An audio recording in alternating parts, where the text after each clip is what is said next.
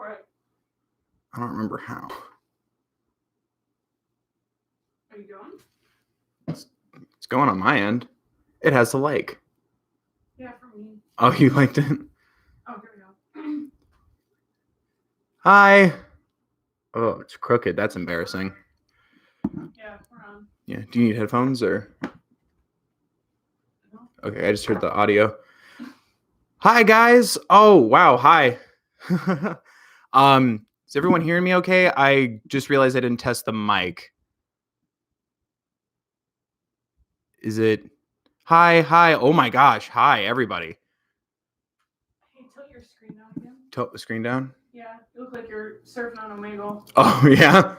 Okay. How's that? Good. Is it crooked? No. Okay. It just looks weird to me. I don't know. Sounds great. Awesome. Thank you. Oh my gosh. Oh, hi guys. I just want to start by just saying I hope everyone's doing okay. It's a scary time. I hope everyone's just safe, being mindful. And I just wanted to spend some time, see how everyone's doing. Hang out, answer questions, just kind of talk about stuff. It's weird because the wall's visible. Let me try to. There. Now that's 90% posters. Man. But I just wanted to start by saying thank you guys for not only just being kind to each other and everything, but also to me. Like it's been a stressful time for everybody. It's also extremely stressful for me. I have a lot of family that live on the West Coast. And I've been kind of challenging myself to be more present, both bringing out some extra content, which some will be dropping tomorrow, but also just being more present on social media, share good vibes and best wishes. I very much feel myself a lot clamming up and not wanting to be, like overdoing it in my own brain verbiage. But I catch myself not wanting to share a lot, especially when things are tough, because I don't want to stress people out or negatively add to someone's day if I'm inadvertently or reminding you of something. And that's something I've been challenging myself on for the year already, is just being more active.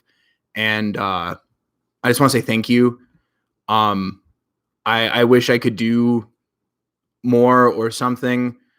But I'm still waiting to hear on what my day job situation is currently. No news is better than bad news on my personal side, but I hope everyone's doing okay.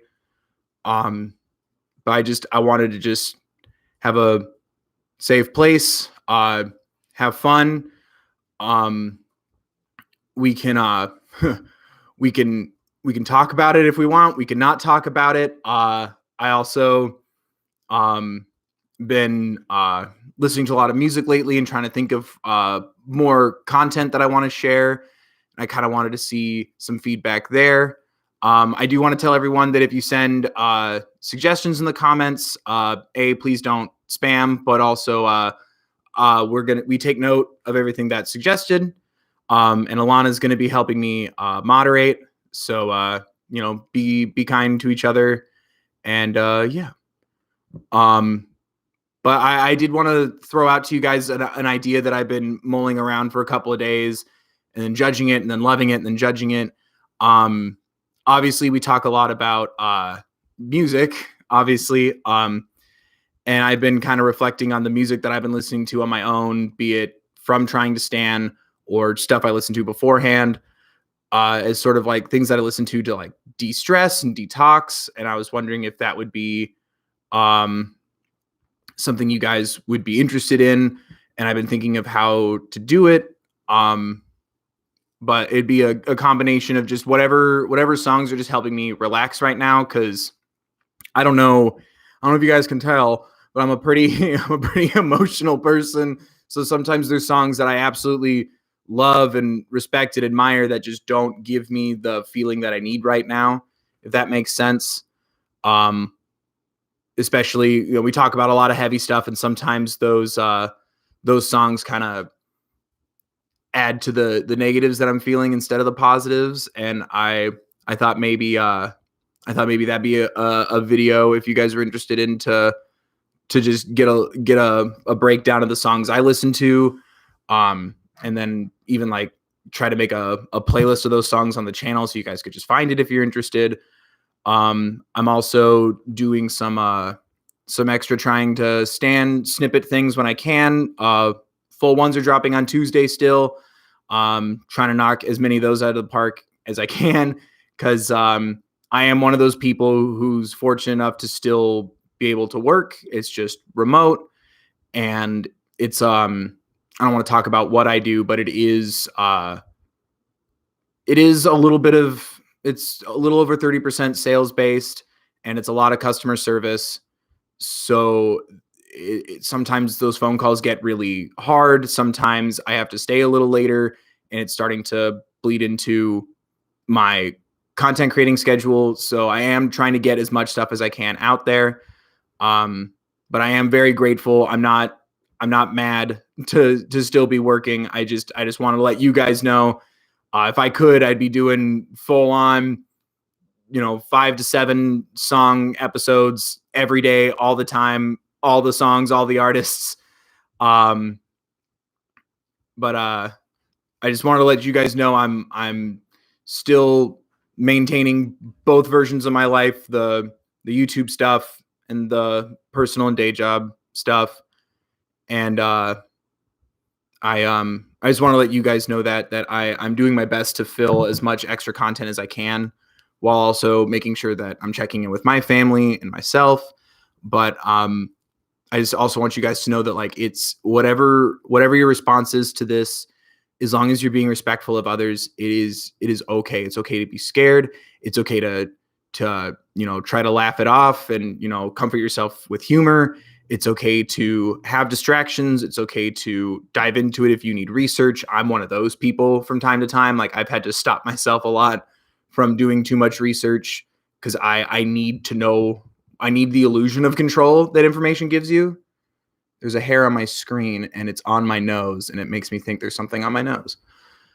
But I also want to say, like, thank you guys for just all the support you guys are giving me. Like, I'm making content is what's keeping me busy and sane.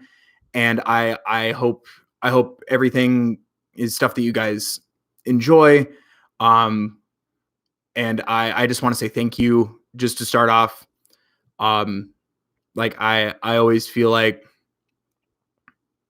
I have a safe place as well, talking to you guys and, responding to as many of the comments as I can, or even just seeing the nice things while I'm scrolling through.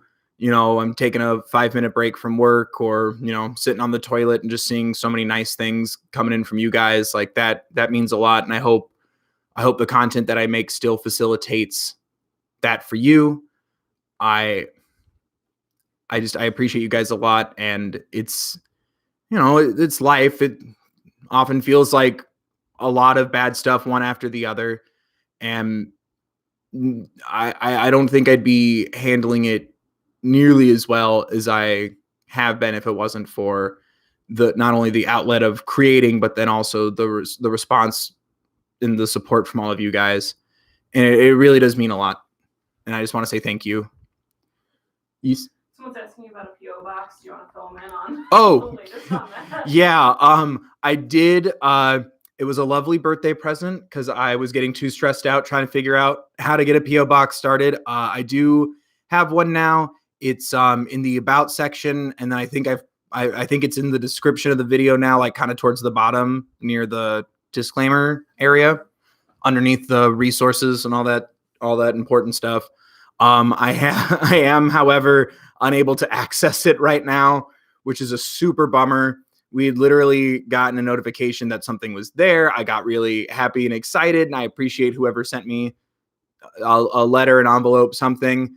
We made a plan to go out to pick it up. It's a little far away from where we live, but it's on a typical commute.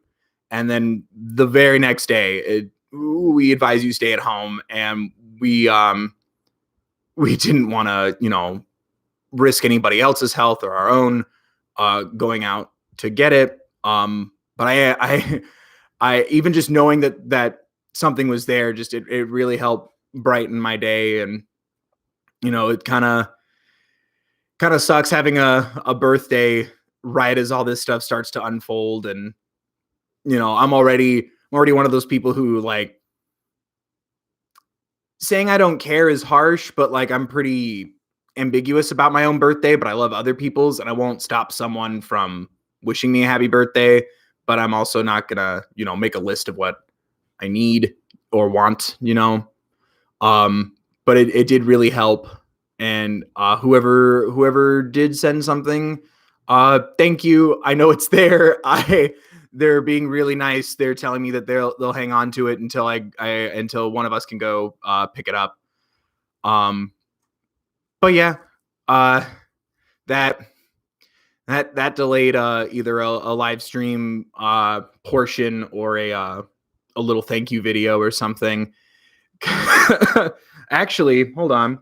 The present form of my PO box is right here.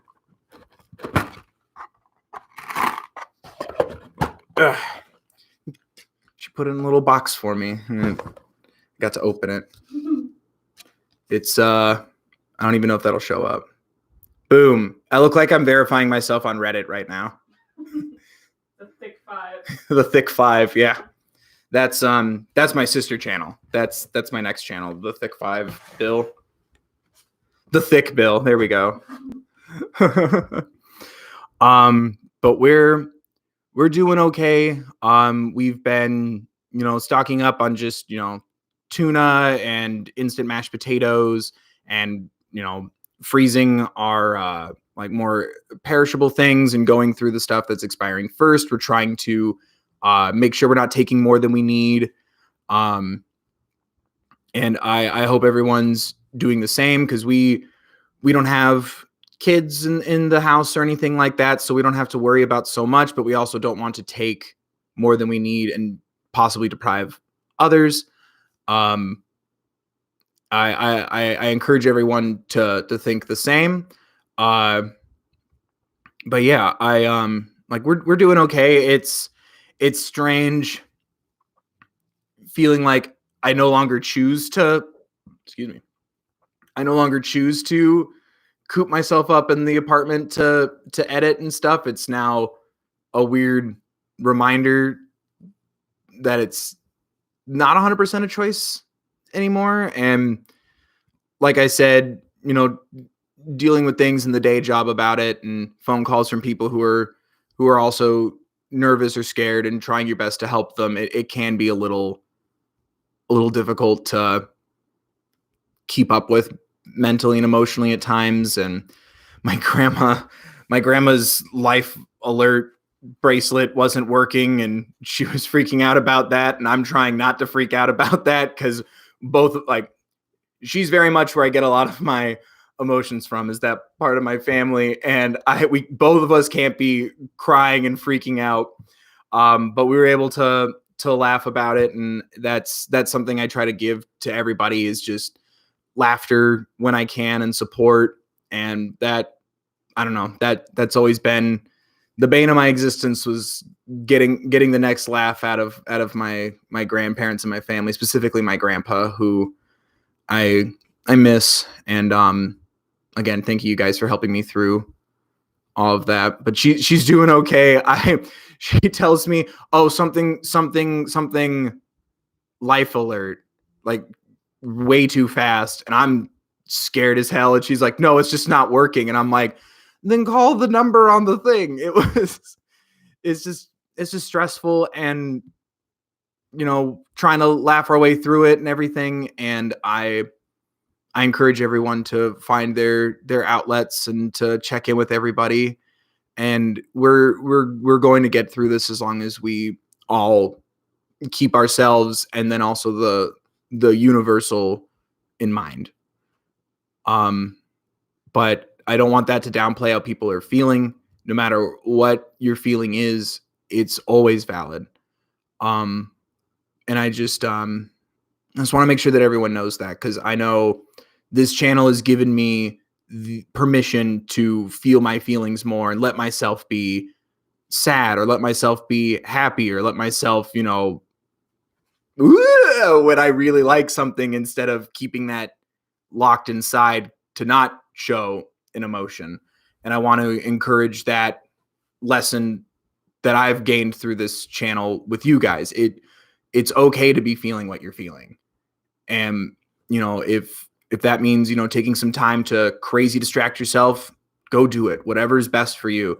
Or taking some time to, read a book, or, just lay down and think, deep breaths, calm music, yoga, stretching, exercise. Sometimes I'll just run up and down my hallway of my apartment just so I can give my body the illusion of activity.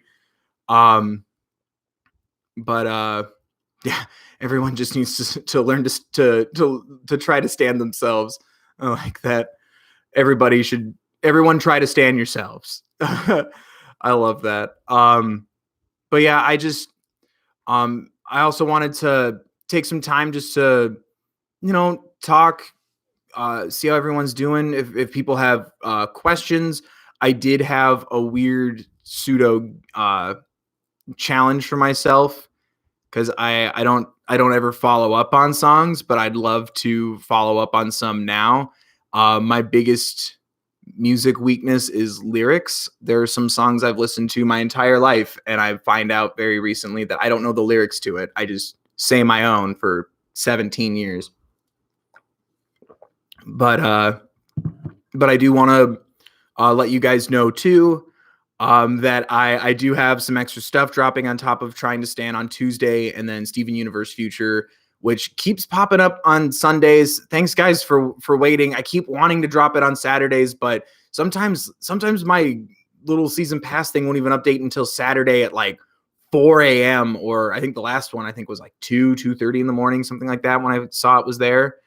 And I try to always drop those as soon as possible, but I also remind myself that more than no one's commented, "How dare you drop this on Sunday?" But a lot of people have commented, "Please take care of myself too." And I don't want to be a hypocrite who tells you, take care of yourself, and then I don't do it. So sometimes I have to cut myself off and go to bed, and it frustrates me so much. Someone just said, "What's in the jar, Mason?" But I realized it said mason jar, and I was like, "What's in the jar, Mason?" What's in the jar, Mason? That's Dipper's real name, isn't it? Dipper's his nickname. Isn't his real name Mason? I don't know. Someone verify that. Coffee. I have coffee in my mason jar. That's something I need. That's something that helps me a little bit. Is I very much an addict of caffeine, but I make sure to always have at least one cup of coffee every day at my own speed. I'm not pumping it full of ice or whatever, so it'll cool down fast so I can chug it. Just at least one cup of coffee.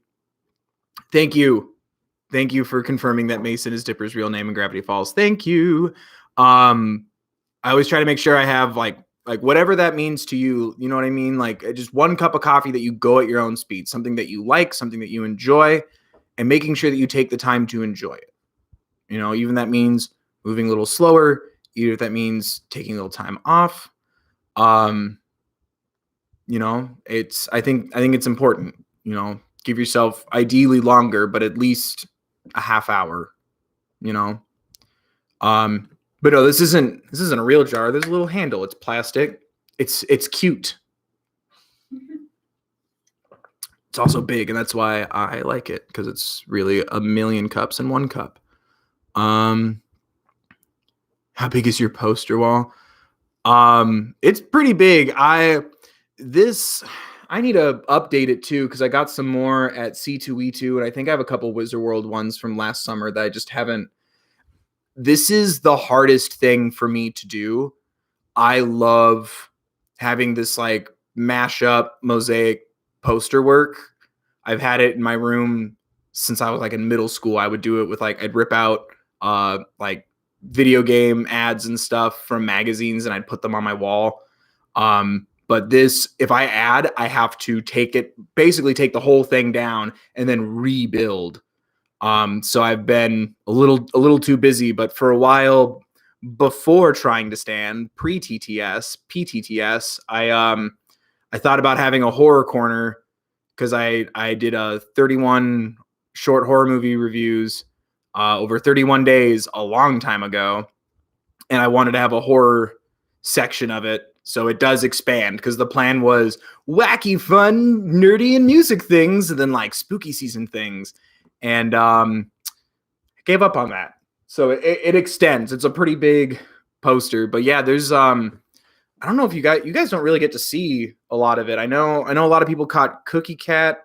Batman's down there. I have Billy, which it was something I found on Amazon. It's like a magazine cover, I think, but it says a Gen Z Star is Born. And I love the reminder of the lessons that she in her music, and you guys, as you know, you guys from liking her stuff and watching my videos just teach me that, you know, she showed me that I was deprived of an opportunity to feel more of my feelings when I was younger. And I love being able to capture that lesson in her poster. The table I used to record on was a lot shorter, so you could see her a lot better. So I gotta reorganize. Someone's asking you about your shirt. My shirt? Oh, this is from Hope for Today. They right here.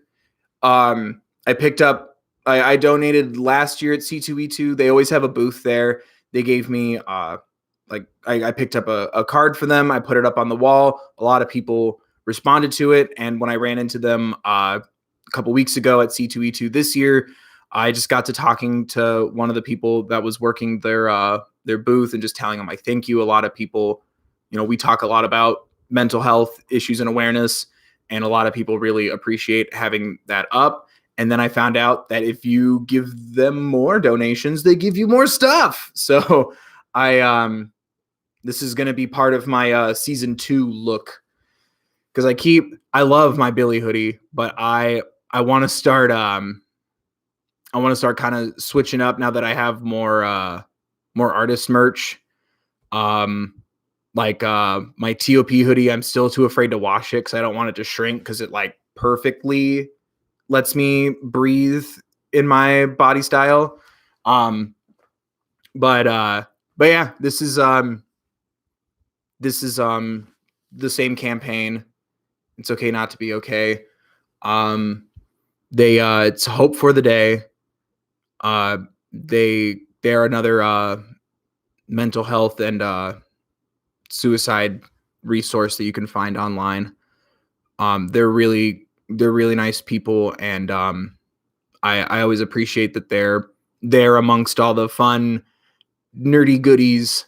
Is a place that's advocating for that type of awareness, and I've always appreciated it. And this was the year where I was finally at C2E2 with a job where I had a little bit of spending money.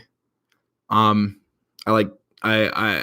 try my hardest to be as smart financially as I can. I have a lot of debts, most of them student. But yeah, I wanted to make sure that I still give what I can, especially when I get a dope hoodie. And I just love the destiny of it, where it's like, oh, I wear hoodies in my videos all the time. It's perfect. So until I can figure out how and where and what I want it to look like, I'll wear other people's hoodies before I fathom trying to make my own.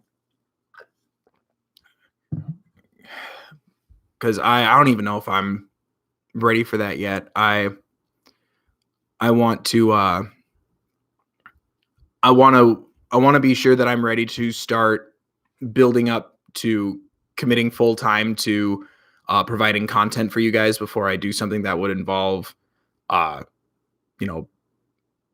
goods and money, or subscriptions or whatever the words are now, especially now, but even before all this, just, making sure that when I'm ready to start revving up to that point, saving the money that I'm saving now so I can invest in myself to do something like this full time if we ever get to that point. So I don't know how I got on that tangent, but yeah, I don't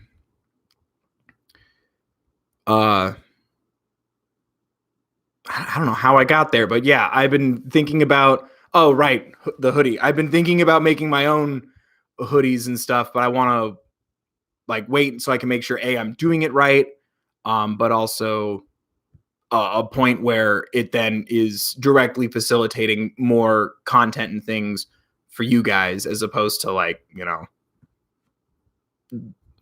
sitting in going towards the borrowing company I'll never be able to pay back off. Because yeah, I'm still trying to learn how to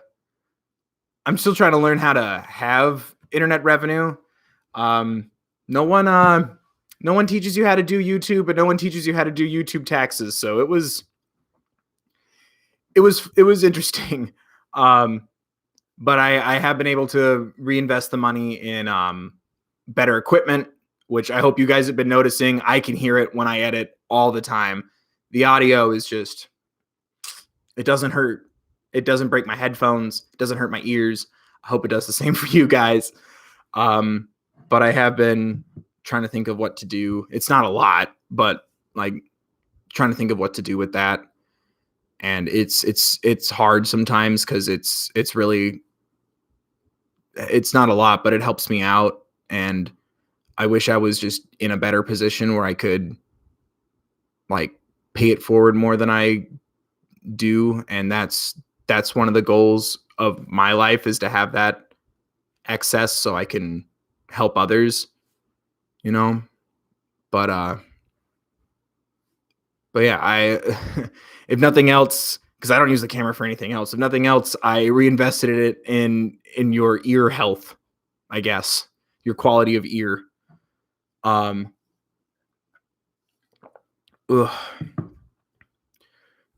But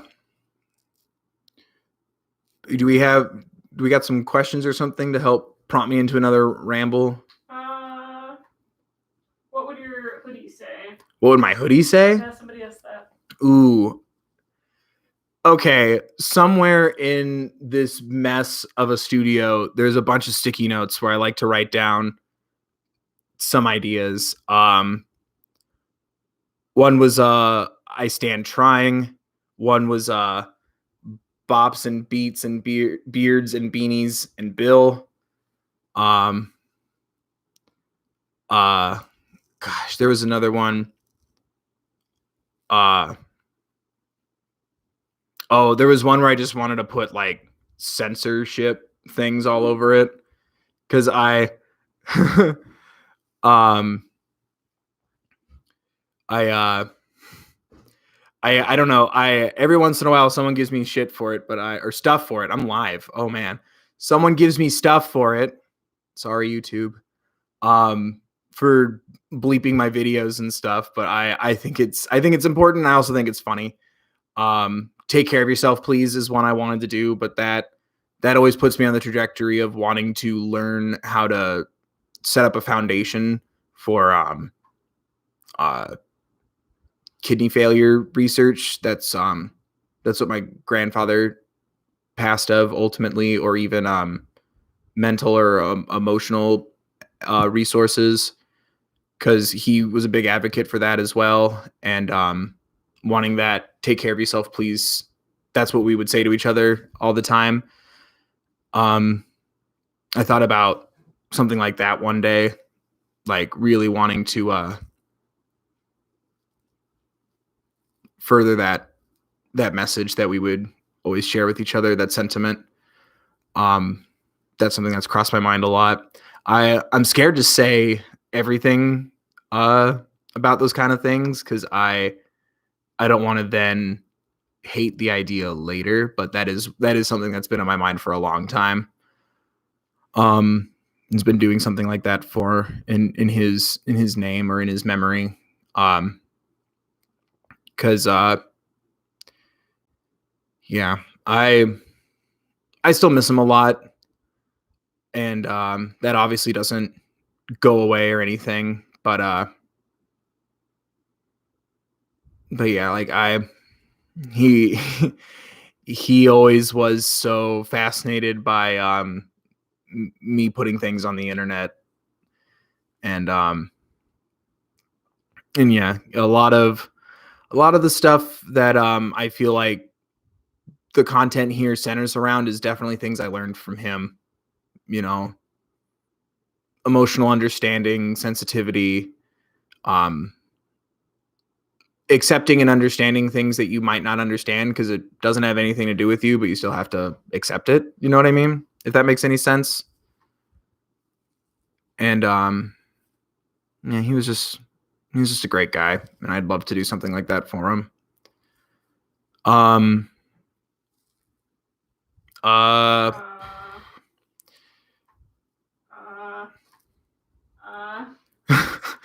um, there we go. Sorry about that. no, it's okay.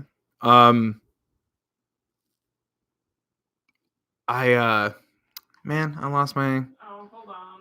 train of thought. Oh, there's one. I would love to do music in other languages from other parts of the world. I feel like my hesitation on it was always like wanting to make sure that I had, translations, and then how would I incorporate that into videos? And I feel like BTS really brought very quickly how to do that into my trying to stand formula. Because yeah, I just go off of votes, and then I look at what people are asking for, and then go into from picking the artist to sound specifics. But yeah, if there's an artist that is getting recommended a lot by you guys that speaks a language I don't know, that hasn't stopped me before, it's not going to stop me in the future, but I do feel more I lost the word, comfortable. I do feel more comfortable with it now that I know how I would be able to incorporate translations in. But even when I do BTS ones, I'm always so scared that like the translation I found is going to be just dead inaccurate. But I also know that you guys are very forgiving. I can also say Hosier's name wrong, and people will still appreciate the effort. Because that is a big deal to me. Like, even if it's something down to trying to just remember somebody's name in day-to-day life, that's just a big deal to me. I couldn't tell you why. I think it's because I had a teacher that always called me Ben, and I think it just really bothered me. And I never felt confident in correcting that person. So someone just called me Ben for like 2 years. And I think I just get really sensitive to like wanting to make sure that I'm pronouncing things right, that the resources I have are accurate. But yeah, I would never like say no. It's just a matter of, when that artist pops up. You know what I mean? And it does get tricky sometimes too. I do want to reiterate. I've said it a couple times.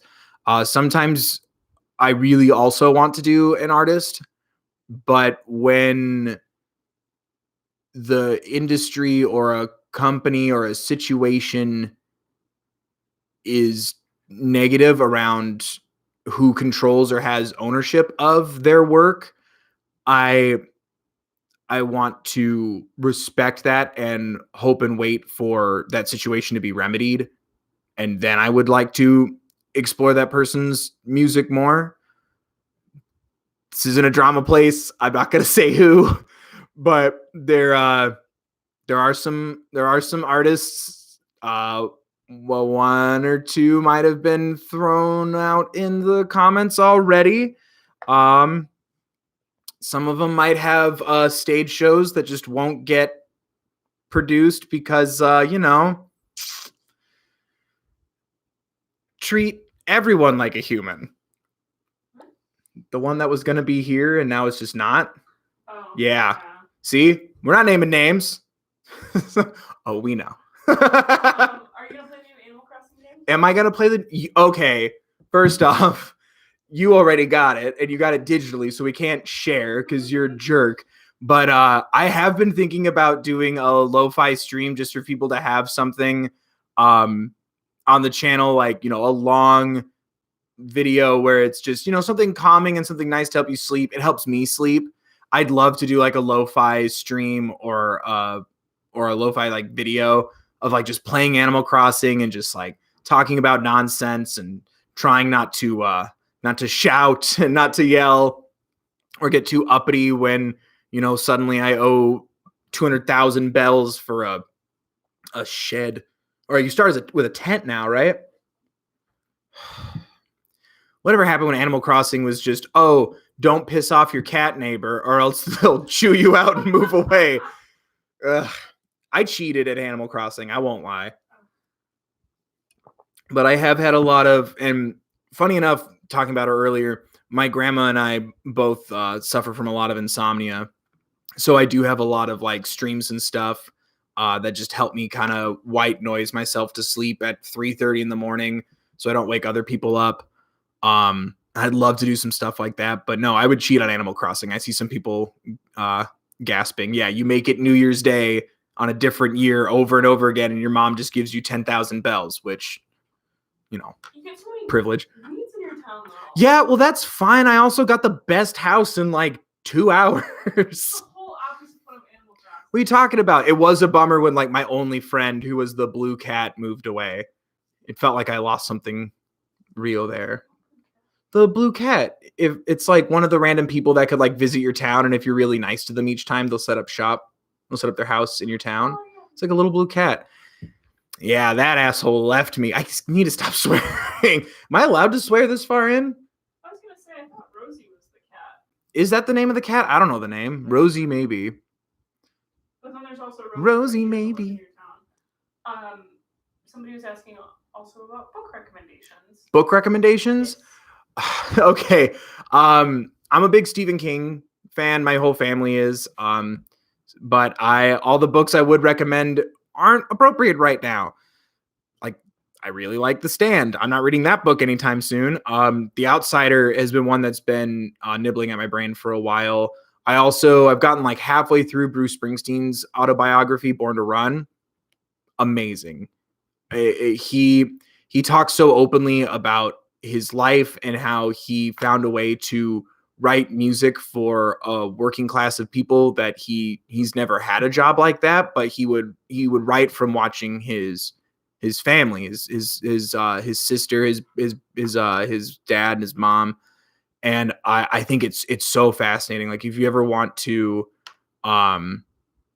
like really learn how someone can, because I know I get a lot of feedback from you guys. I take a lot of music to be, if not autobiographical, a psychological manifestation of something personal. If you really want to learn about someone who takes experiences from others and forms it in a way to where it still feels so personal, channeling through them as a vessel, I love it. I love his book. He also has his Broadway shows on Netflix, not sponsored. I highly recommend it.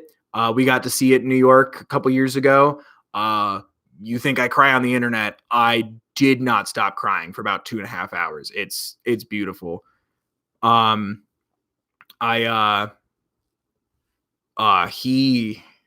His music really helped me through my life and still does now. That video I talked about songs that help me de-stress, he always has at least a couple of tracks, no matter what emotion I'm feeling.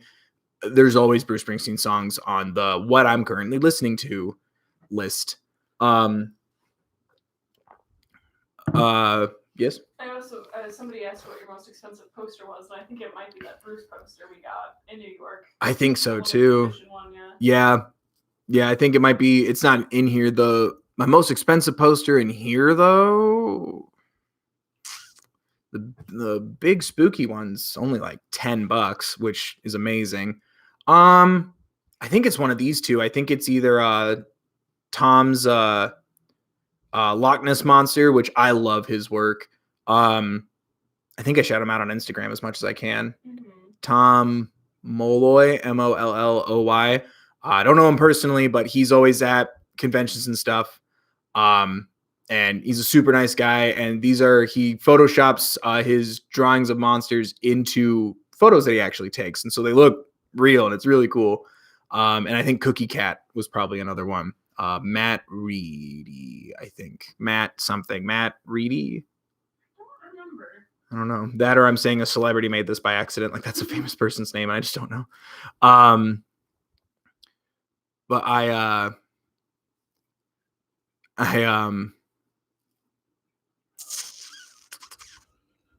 my brain is completely gone. But yeah, right. Books. I think someone said podcasts at one point. It's frustrating. I love the Try Guys so much, but it's so they keep doing videos that I think I maybe might want to do as like a extra not a trying to stand video, because I do want to, when going full time, like cover more music, but also like have like a fun kind of like miscellaneous category, like maybe like once or twice a month, as well as music and animation and things like that. And every once in a while I think of an idea and then they literally upload it the next day. But their podcast is amazing. It's a lot of fun. There's something about, you feel like you're just in the room with a collective group of friends. I'm bad at serialized podcasts. I know my sister tried to get me into one once that was like, it was like a spooky story ongoing series. It was like Black Tapes, I think. I'm trying to remember. Missing Tapes, Black Screen. But it was like a serialized thing. I like more one-offy observation ones. Kevin Smith and Mark Bernardin's Fat Man Beyond is one that I like to listen to a lot, just to get different people's opinions on pop culture. I feel like they have a great mix of one Kevin Smith who overtly loves everything and is a very kind critic, and then someone like Mark who's so good at just breaking down so distinctly why he likes something, or so accurately tearing something apart. I love getting variations on opinions on things, whether I have an opinion on it or not. But yeah, music's been taking over my podcast listening lately, especially when I'm not commuting. But yeah, everyone keeps bringing up Critical Role. I don't know who they are, but they were at C2E2 and I'm like, should I know who these people are? Is that rude? But I'm also the guy who like showed up and went, who's Fall Out Boy? So I feel like I have a free pass. I want people getting mad. What's up? Yes, you may go. No one be mean in the comments for like 2 minutes. It's about D&D. That's good to know. I think I'm okay. Thank you though. You're wonderful. Okay, so they play D&D. Okay, so Dungeons and Dragons and I have a very weird relationship. I can't fully get into it. Maybe I can now, but my brother has tried so many times, and every time I give it my best shot, I don't know. I feel like I'm in an improv or an acting class when I play D&D. I would love to hear other people play. Like if I'm assuming it's a podcast of them playing it. It's not like 2-hour episodes of people talking about different types of cardboard dividers for Dungeon Master grids. I would hope. I mean, I know there's videos about that stuff. People like that. That's fine. I don't think I could listen to that. YouTube musicians. I would love to do YouTube musicians. It's hard because like, I don't want to like step on people's toes. You know what I mean? Or, I don't want to like, it's strange. It's like, I don't want to, like, what's an artist who has, tens of millions of views on all their stuff. Like, it's such a different animal than like someone who does what I do too. Like, I don't want to like presume meaning in someone's work when it's someone who uses the same platform as me. Like, I don't know why. I think it's very I relate to another person who makes YouTube videos more, so I'm more afraid to analyze things because, like I said, I assume everything is so personal.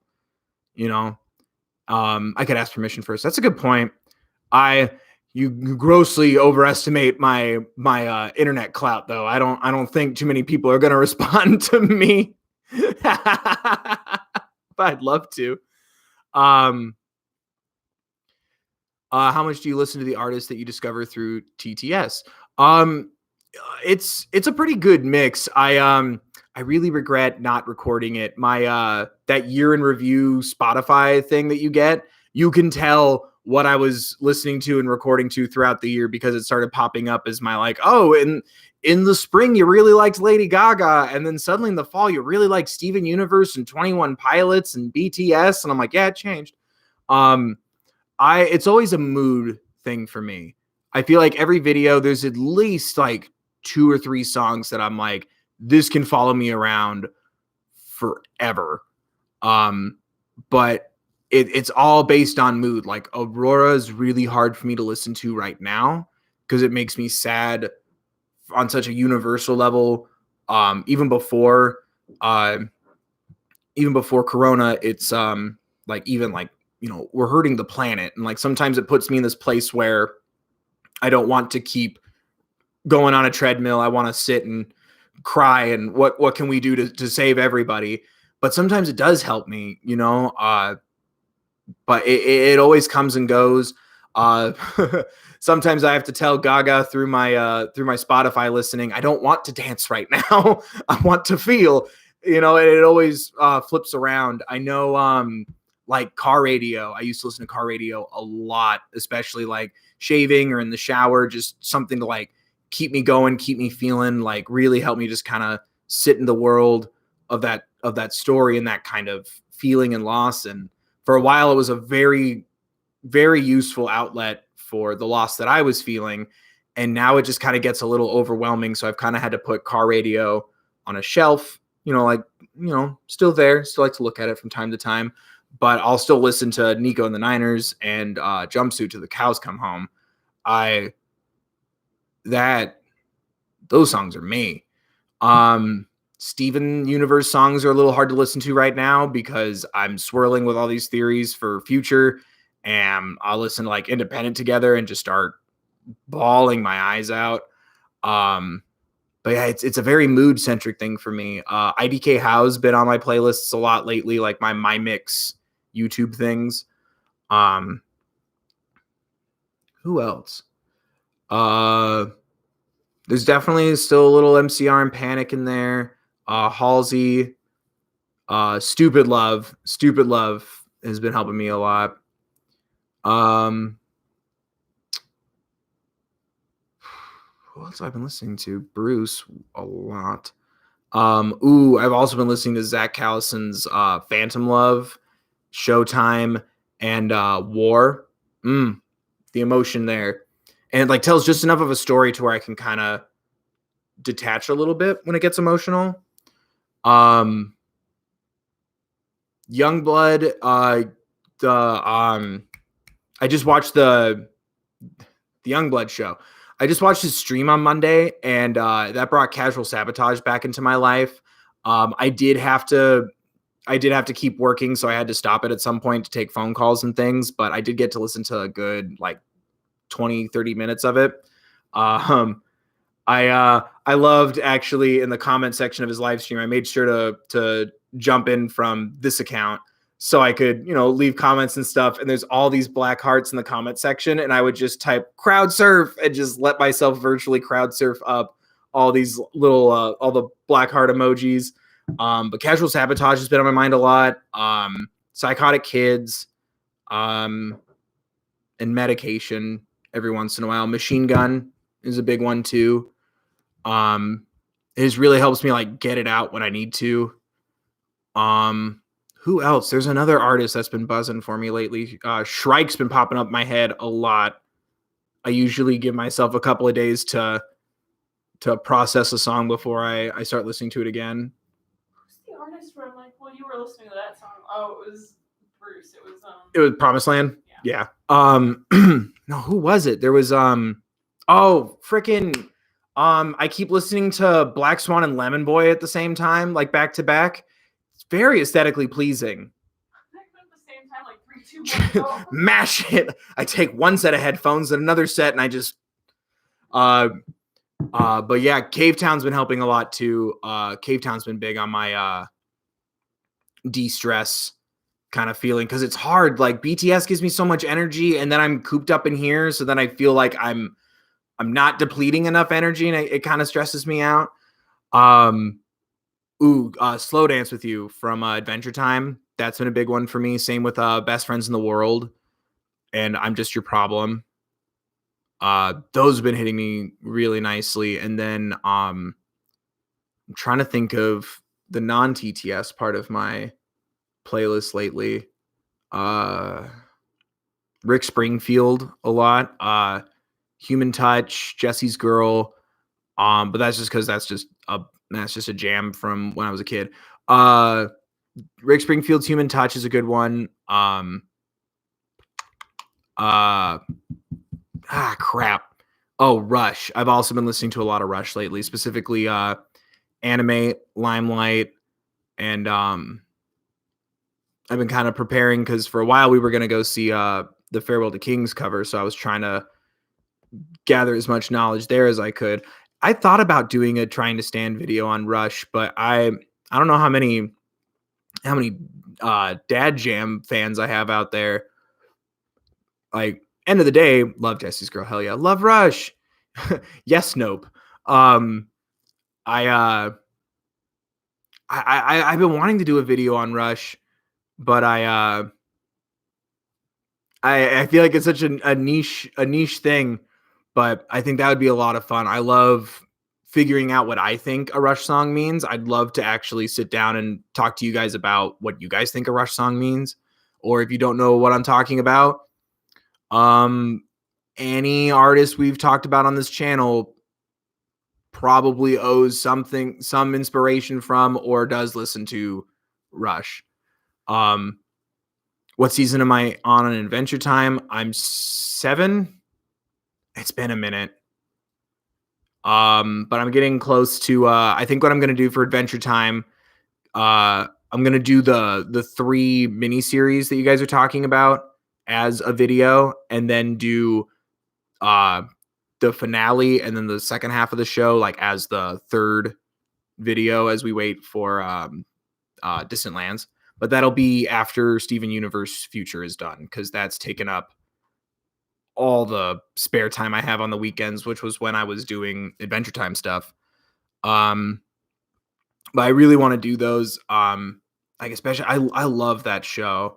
It's the perfect amount of like crazy whimsy and then also just like blood chilling emotional, and I'm in love with the characters. I've been picking up some Adventure Time stuff like prints and stuff when I can at conventions, which nothing makes you feel more out of touch than looking for an Adventure Time thing and people are like, I think I might have one in the back of my binder from 10 years ago.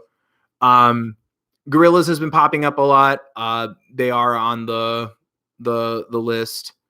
Someone said rap on TTS. Yeah, there's no problem with rap. I just haven't either I haven't had an opportunity to, or to be cryptic.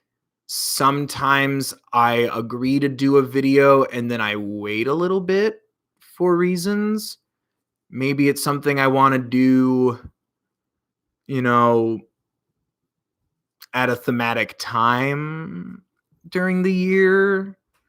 But also I'm trying to load balance new and recurring episodes as well. So sometimes someone gets pushed up in the line for whatever reason, or sometimes I hold back a little bit on an episode idea because I really badly want to I really badly want to like Billy was dropping new music, or I found out like a week before the fact that BTS had a new album dropping soon. Like I'm like, oh, I push this back 2 weeks. We're doing some BTS. Oh, I'm pushing back this video because Billy just decided to just show us the James Bond song. So sometimes like I have a plan. I don't ever want to tell you guys my schedule. I love the surprise element of it. But sometimes I already have agreed to do it, and we just have to wait for the right moment to strike. Have you heard of Ninja Sex Party or TWRP? I think Danny's on my wall. Yeah, right there. I did a video on Ninja Sex Party on Mystic Crystal. Yes, I went to their 10-year anniversary show. It was one of the greatest live music experiences of my life. My brother turned me on to NSP right as I was leaving college, and I've always had a strong, like my brother and I are very close, and I've always associated NSP with, because he's like, oh, it was the only time he's ever been like, oh, Bill likes this kind of music. He'll really dig this, and he likes them too. And every time I listen to Ninja Sex Party, I always think of like, man, my brother really knows me to just randomly go, yeah, man, it's called Unicorn Wizard. Go check it out.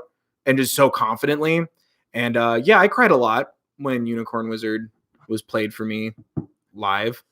But yeah, when they do their new album, I'm definitely going to be doing some of their music coming up. I'm super excited. We got the Superfan pins to help fund What's He Who's It's.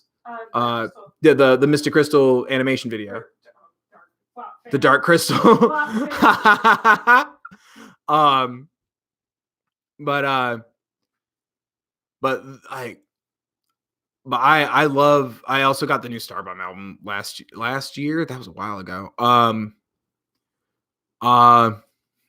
What did you listen to while living under the rock you want to get out from anyways? Hey man, if you're gonna go watch Markiplier, like go for it, dude. Like I don't blame you. Don't apologize. You can always come back. What did I listen to before trying to stand? Anything your parents listen to, probably. Bruce Springsteen a lot. I spent a long time, 3.5 years studying musicals to get my BFA in musical theater. Graduated class 2013. Flex. That's why I'm in debt. So I really took a long time off of listening to my own music because we were given so many shows to listen to. And that's, to answer another question, that's why I'm so nervous about doing a video about musicals, is because while I'm so open and receptive to things I don't know, I'm interested, but also kind of afraid to see what you guys think of that other side of me where I do have an opinion going into it. Excuse me. Whether it's positive or negative. I love being open to things I don't know.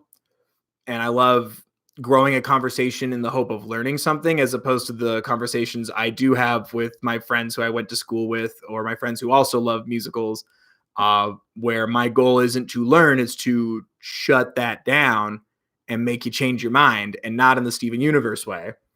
But it is always fun to talk musicals, and I would love to do some in the future. I get very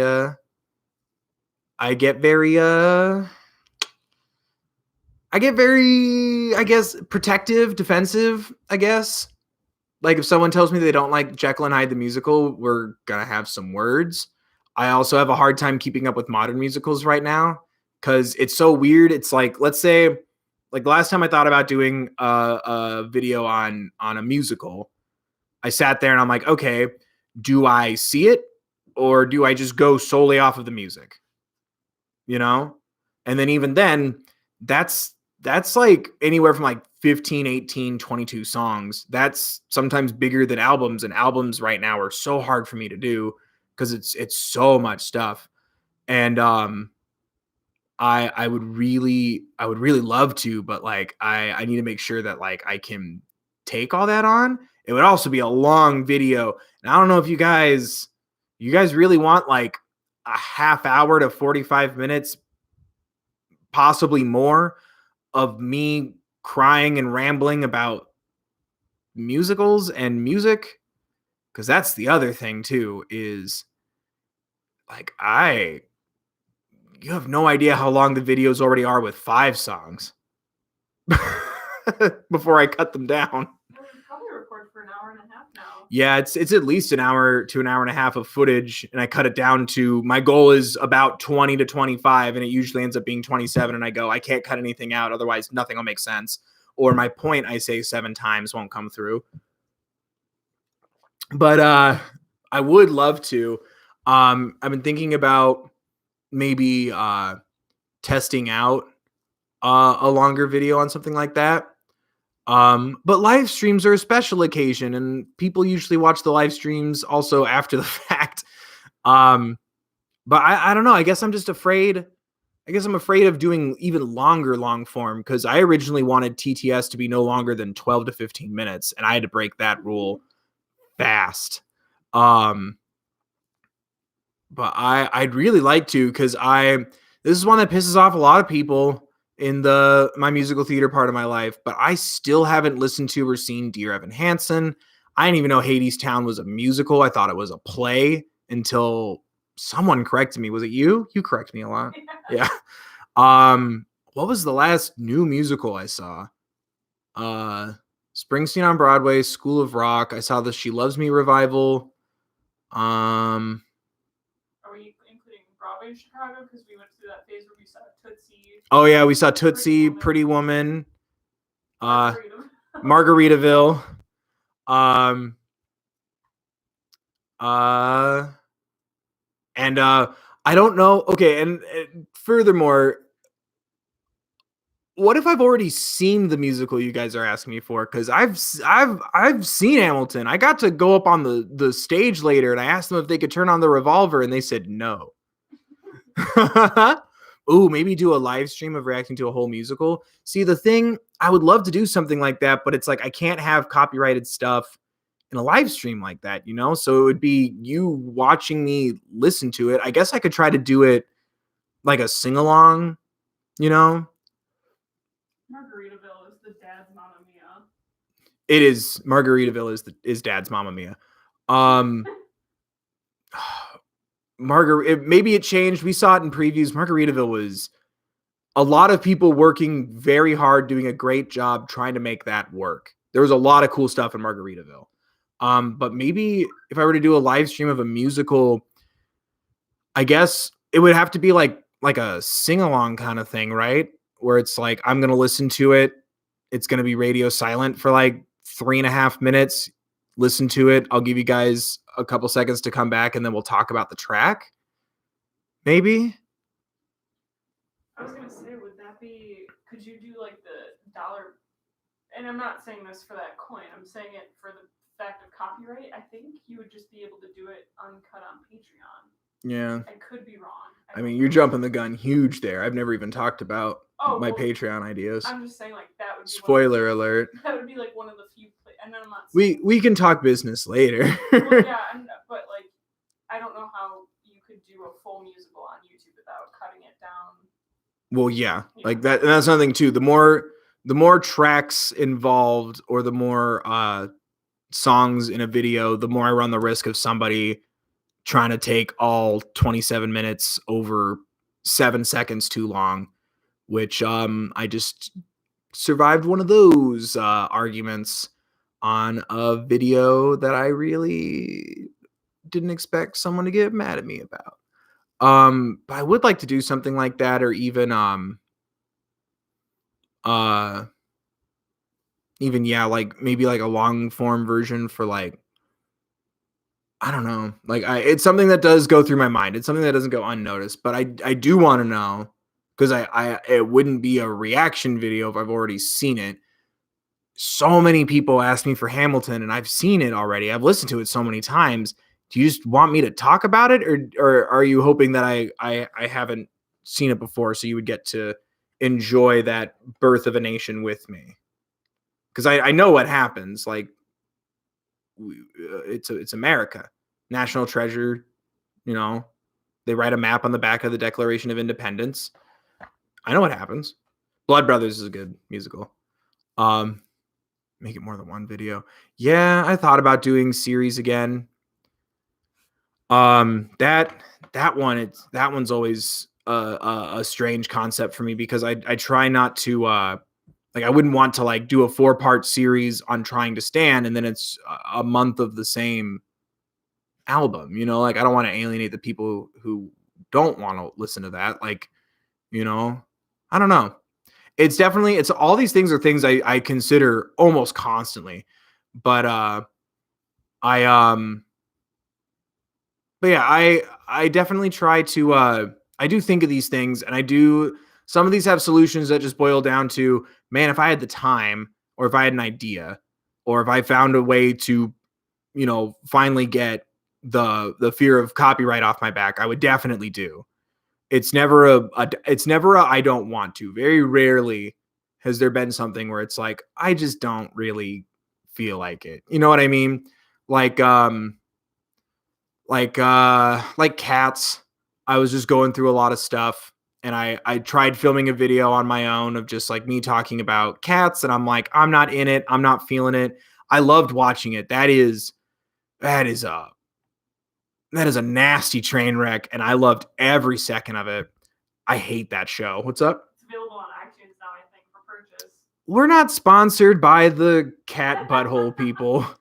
But like I sometimes I'll try to make something and what sucks is with like things where I infuse my discussion and review videos with reactions is like I only get one shot at reacting to something, you know, like I'm not gonna do the video, realize I had bad energy, and then re-listen to it for the first time. Like everything you see is me the first time, barring listening to it for 5 seconds and then an ad starts playing and I have to refresh. But so like I only have like one shot at it. So sometimes like I need to make sure that I have like a solid plan and then I'm prepared for it before I take it on, if that makes sense. But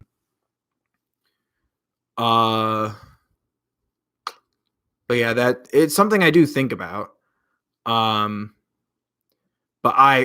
I'm still so bummed that I didn't make my Cats video. That I showed up in my Mimi Big Boy shirt that I got for Christmas. Specifically, I just wanted to watch Cats because you have to sponsor the arts. You know, you have to support art in all forms. But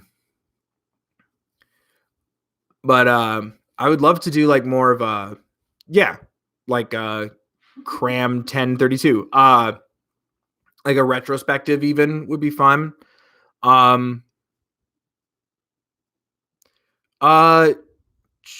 Shows I still don't 100% know where I want to go with yes, Cats is art. Shows I don't know where I want to go with shows yet. I do know that I love being given new shows and sharing them with you guys, or like sharing the experience with you guys and talking about it. It's hard to do reactions to shows. Like there's times where like my arms going dead because I'm like holding my phone up for like 45 straight minutes for the Steven Universe finale or something. So I do want to get a better handle on that.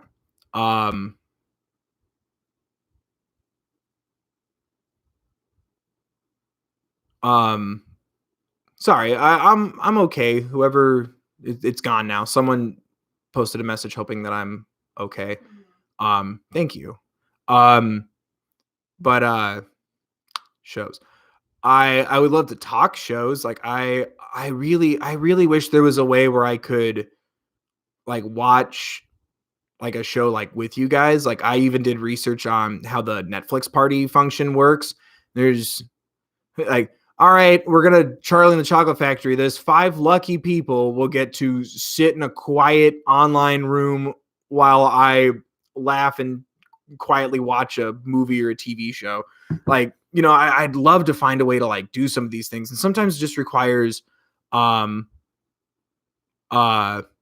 it just requires research. Sometimes it just requires equipment that I don't have yet. Or like even I've been wanting to do like even stuff on Twitch, be it like, you know, playing games and talking and hanging out. So there's something more visually stimulating and exciting than just my face. But it just means that I just need better equipment for it, you know. Um, but it's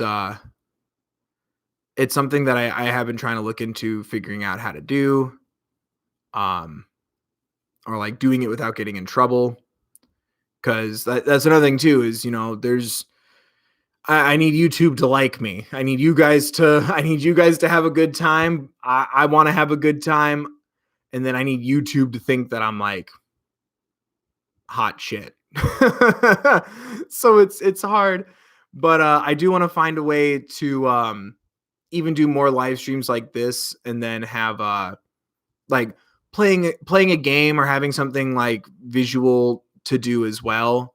Uh, just because I don't know, like I worry about these getting kind of boring for people after a while, or not as fun as you guys would expect. And also I do want to at some point in the future do a podcast, second thoughts of the third bill, on the music that we talk about and the shows that we talk about and stuff like that. And I feel like that would just be a lot of content where I'm like, listen to me talk for an obscenely long time. Um, and somebody is getting pretty close to figuring out what some of the extra content might be next week. Oops. Someone remembered the series that I painstakingly did and then completely abandoned because I got so overwhelmed by other things. But yes, I agree, Hannah. Hannah. I am always going to do things that I love. Like I'm never going to make something that I don't want to make, if that makes sense. But sometimes it's just a matter of like trying to figure out how, or if it fits, or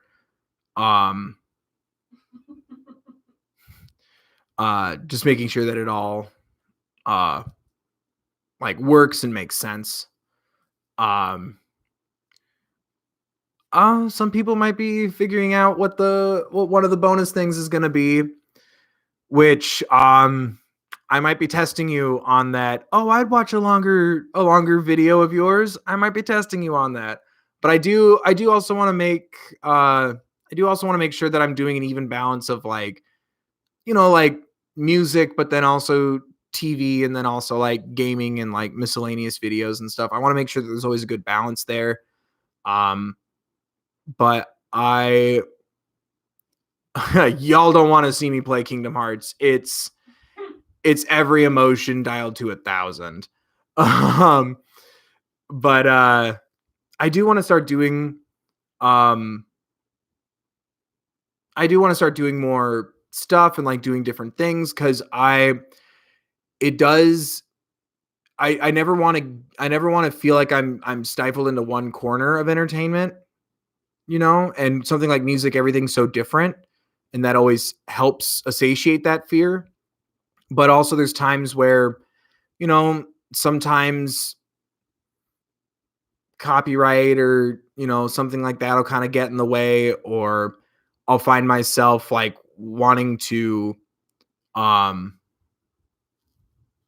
like sometimes I'll find myself wanting to like de-stress, and then I find myself just crying over devastating music, and I don't ever want to run out of gas in that department.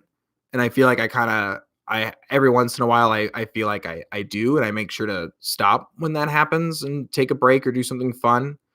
But I want to make sure that there's also a lot of variety here to keep you guys engaged, but also for all of us to be trying new things. Like I would love to play games. I would love to check out like, different crafting videos and stuff. There's also like food I've never eaten before, and shows I haven't seen.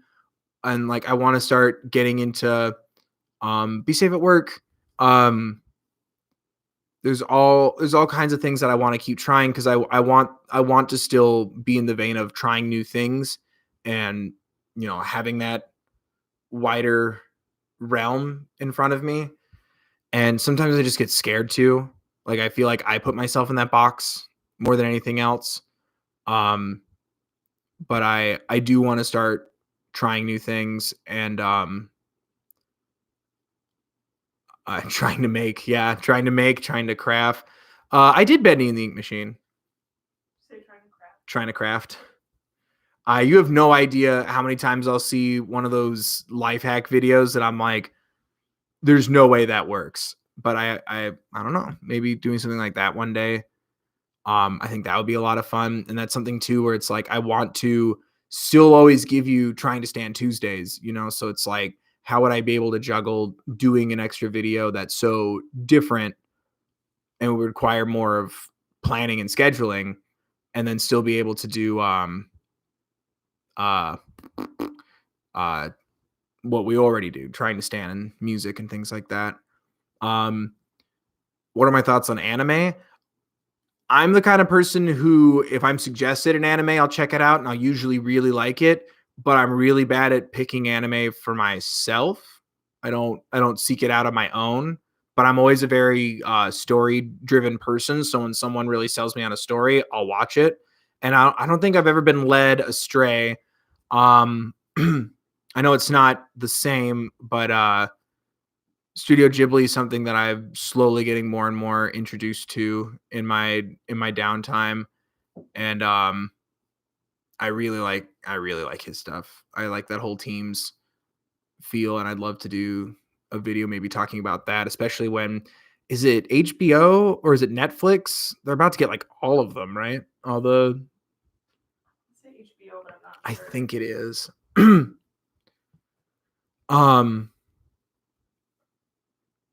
But yeah, I'd excuse me. I'd love to do, and especially like I said, like having things where it's like not me just screaming, like a lo-fi kind of thing. So that way, like you guys could have something to help you like de-stress or relax or help you sleep. That's something that gives me a lot of utility in my life. So maybe even trying to make some videos like that where, yeah, like playing like something like Stardew Valley or Animal Crossing, or having a 45-minute video to help you sleep talking about an anime or an animated movie or something. Like I the whole point is trying new things, and I'm always game, you know, especially in the world of entertainment. Like I mean, we haven't really found anything yet, but like I feel like I'm a pretty hard person to displease. I feel like it's hard for me to it's hard for me to go to that like ultimate level of stan, what we all strive to be. But I think it's really hard to find me something where I'm like, gross, yuck, I'm done. You know what I mean? Um, I have watched a lot of Doctor Who, or a little. It's no longer a first time experience on that. I haven't been able to watch any of the new stuff though. I didn't even finish Peter because I think Peter Capaldi left Doctor Who right as I was, leaving school and working too much. I have seen Avatar: The Last Airbender a lot. I do want to talk about it, especially when Netflix supposedly brings it back but doesn't ruin everything. Nirvana, unless you're music, right? The band, yes, I get down with the grunge, especially being from the Northwest. I've watched some Buffy the Vampire Slayer, not a lot. Joss Whedon's like quippy writing style just doesn't fit on teenagers for me. None of us were that clever, you know. But I like the show. I just sometimes the dialogue gets a little much for me, which isn't. It's a taste thing. Where do I go to find the Bendy Ink Machine video? I really need to see it. It should be there's a playlist where it's like spooky games, I think is what it's called. I think I can link it. Yeah, it's I also did Layers of Fear, Bendy the Ink Machine, Little Nightmares, and what else did I play in October? That is something I do look forward to doing again. I do want to do spooky games again. That was really fun. What was the other game I played? Am I crazy? PT. I also play PT. Rest in peace, Silent Hills. I but I like the story of Buffy. I really liked Angel. My buddy and his family when I was in like middle school would watch it every week, and I would just go over there to eat food, and I fell in love with the concept of it. Oh, there was another one someone asked me about, but yeah, Avatar: The Last Airbender is one of my favorite cartoon anythings. That was a show that I grew up with, and then right as it was, then like kind of fell away from it for about a year or so, and then right as it was ending, I got right back into it, binged it all, and cried my eyes out. I love that show so much. And I really liked Legend of Korra. I wish that they had been given a fair shot. I feel like we very much sped through a lot to get to the end. I'm trying to get a good mix of talking about music and talking about all the other things in the world. Do I read comics? Yes, I do. When I can. I don't have the money for them now, but I used to devour the crap out of comics. I learned to read from reading, specifically Marvel. Spider-Man helped me read.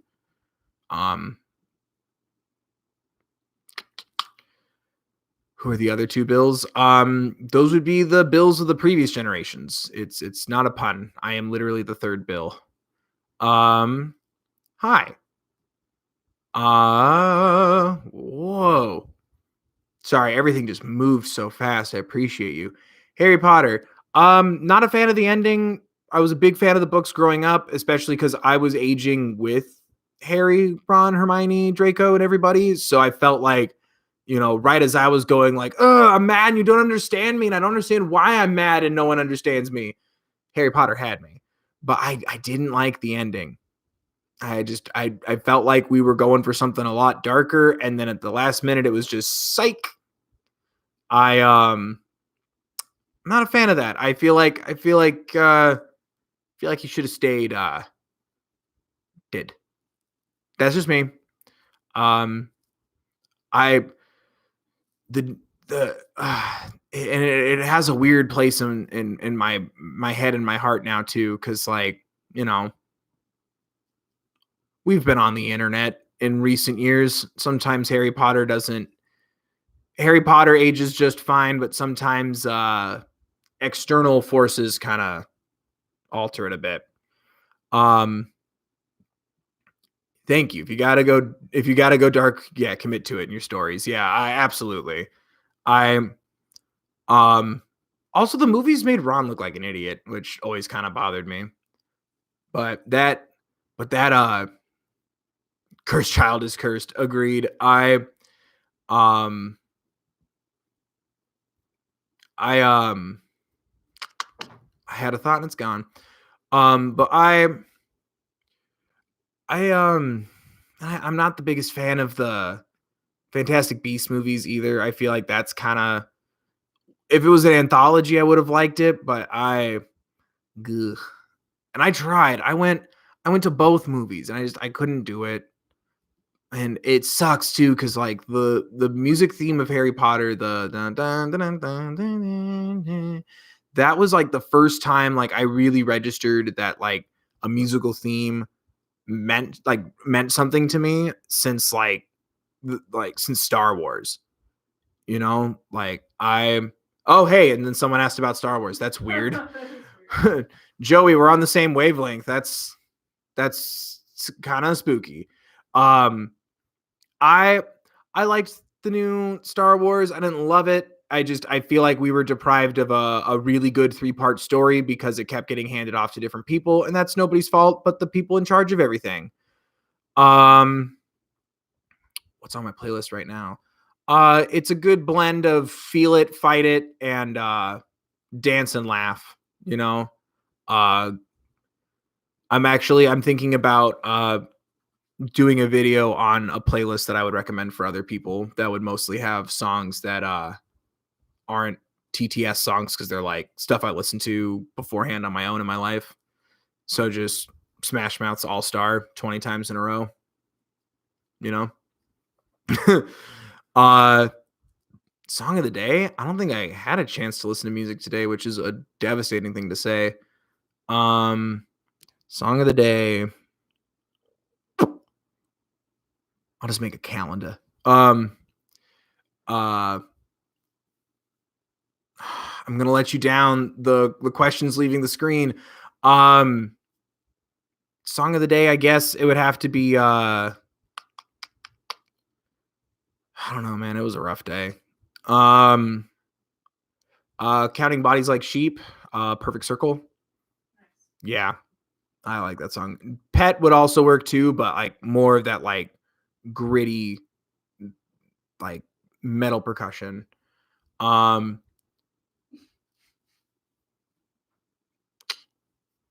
should do a try not to sing video, like where I try not to sing along with the song. I mean, that might be actually hard, especially if I know it.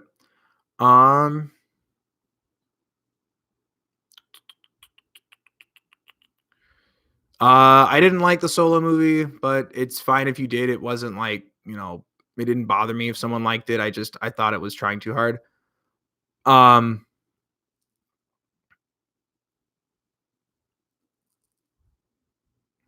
Yeah, I would really, that'd be kind of fun to do. I've been thinking of things to do for these kind of streams because I don't know, like I know a lot of you guys are gonna still tell me that you just like hearing me talk and answer questions and stuff, but I don't know. I feel like I'm so dull and boring without editing. I think I skipped Shrek 4. I think I've only seen the trilogy, and then I just left it at that. John Krasinski in it. John Krasinski's in a Shrek movie? Yeah, he plays Sir Lancelot. Oh, really? Must be the fourth one. Maybe that's the third one. Oh. I don't know. Well, because the third one's the one with King Arthur, right? Steve Dawson was in Shrek 4. Oh, that one.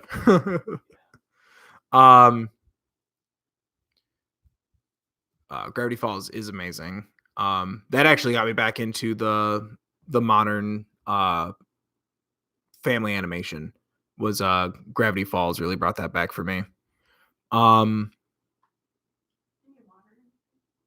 That would actually be lovely.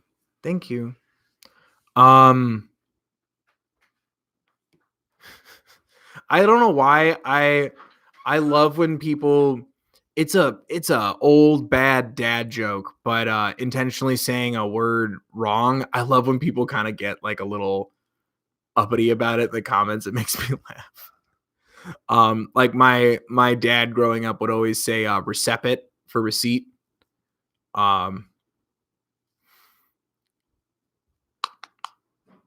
Oh, thank you.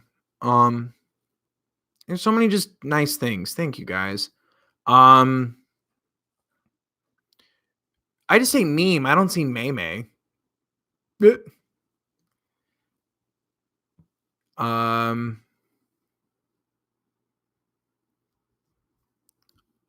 I see you, Norway. Conspiracy idea. Oh, I don't know if you guys are. I don't know if I'm ready to share my conspiracy ideas or my conspiracy theories with people. They're weird. Thank you. Can you fill that with coffee? Thank you. And some flapjacks. What's it from The Mummy, the Brendan Fraser movie? I want a bourbon and a bourbon chaser. I'll get your damn bourbon. Okay, I'll give you a conspiracy theory. This is a brief one. This isn't one that like keeps me up at night. I just went to vote the other day in the preliminaries, and they handed me a Sharpie to do my ballot, and I'm convinced that's code for you're not really voting. I've never been handed a Sharpie before. I've also done predominantly absentee ballots, but who gives you a Sharpie? It bled through the voting card. I'm like, this isn't going to count. They're just going to rip this up, and they're like, nice nose ring, beard face, and then off they go. Thank you. You're so lovely. Anyone else want anything while she's up? Fries for the table? Don't do that. But I know blue or black ink is standard, but like, wouldn't they give you a pen, not a Sharpie, like a marker? It bled through the card. Right? I don't think that's like, I'm sorry. I would have been thrown out of class if I took a test with a Sharpie. You know, like one of those Scantron fill in the bubble things. Let's get some pancakes. Brian wants a gin and tonic whenever you get the chance. No rush. Always rush. Always rush. Bam. Wait, Brian is in Brian? No, a different Brian. No, if someone I know is in here, I can't like embarrass them like that. I already embarrassed my brother once, and I don't think he shows up to my streams anymore because of that. I don't think we did. Since he's already mad at me, I'll share it. I told a story on my first stream about how my brother had lice when we were growing up, and he had to shave his head, and he wouldn't leave the bathroom until I shaved my head. That was the first time I ever shaved my head. And then I found out that he was in the stream. He was so pissed at me. I think he still is. People were canceling Chris for his lice. I threw the cancel culture at my brother. I threw the cancel culture at my brother. Emotional. That's the next video. That's my first non-entertainment video. I don't know my Myers-Briggs personality type. I think I know what you're talking about. That's the one where it's like your personality type's like a periodic element, right? It's like a BRB, WTF, LOL, LMAFAO. I do like baking, and I do like doing those cooking videos every once in a while. I usually do them as a holiday thing. I thought about doing them again. I finally got my stepmom to send me a recipe for a pasta dish she would make me when I was little. And then all through school and college, and every time I go to visit, she always makes it for me. I thought about doing a video of trying to make it myself as an adult. No, I'm not ready for the rest of Steven Universe future. And I don't get to go see the episode early at the karaoke thing, which is fine. I'd rather us be safe. I was hoping that they would cancel it and send me a digital version of the new episode so I could just make a video on it. I gave my brother lice, not clickbait. I guess it'd be my brother took my hair, question mark. Whoa, okay. Family meeting. We do not ask questions like asking me to pick between children. Do I prefer TOP or Panic at the Disco? Both, all the time. Mix them together. 21 panics at my pilot disco. How about that? But no, don't make me pick. That's a weird one for me. Like, even I'll like see like Twitter handles and stuff. It's like, oh, what album that dropped do you like the most? And it's like Billy's album. It was like Billy Taylor, Map of the Soul, and somebody else. And I sat there and I'm like, why would you make me pick? What is this, Sophie's Choice? At least Meryl Streep got paid to do that. 21 Panics, band name called it. Did your septum ring hurt? It didn't feel great. There's a video if you want to see that happen. It didn't feel great, but like it didn't hurt. It just felt strange. The pilot's panic. Now everyone's asked me to pick favorites. My favorite crystal gem is Greg. He is a crystal gem. Probably bismuth. Did I play Remind? Yes. A lot. Did it bleed? Not a lot. This is fun doing like very different questions all at once. Oh God. It really is. I really liked Remind. I just felt like I was being given more of what I was hoping for in the actual Kingdom Hearts 3 story and game, if that makes sense. Like, I felt like this is all stuff that should have just been there all along, which I guess is what you want from DLC. Favorite fusion? Oh gosh. Anyone that was an independent together. Opal, Steg. I love Alexandrite, Obsidian. Stevani isn't even in the same category for me. Like there's so much to it that just it represents so much more. I think it's because it's 2 people or 75% people. And I love it. Everyone's rapid firing me questions about all the things that we talk about on the channel, like music and Steven Universe and stuff. So it's rapid fire. And I'm challenging myself to keep up. So we're talking about a lot of stuff. Where did I buy my beanie? Amazon. It was cheap, and I just kept wearing them in videos, and I didn't think they would be a constant in my life, but now they are, and I need to buy more so that way I don't run out. Is there a Halloween Town 4? Everybody shut up. There's a Halloween Town 4? I've watched almost all the DComs that are on Disney Plus, not sponsored. Thank you very much. We did watch it, but Marnie's recast. Oh, that's the one where they recast Marnie. That doesn't count. So that's my thought. It doesn't count. Favorite character in Adventure Time. Man, I gotta say, Marceline, 100%. My fan fiction better come true, but also Finn. Like I was raised in a family where it was, blended families, remarried. So not everyone that I look up to in my family is related to me by blood. Like my grandpa, he and I weren't related by blood. He was actually my grandma's third and best husband, in my opinion. But he's not my blood. He wasn't my blood relative. And I think I feel a lot of myself growing up in Finn's story, specifically his relationship with Jake, but then also his friends that feel so much like family. And like what am I to you kills me. So does Dad's Dungeon. That's probably my favorite episode so far. Corrupted Steven.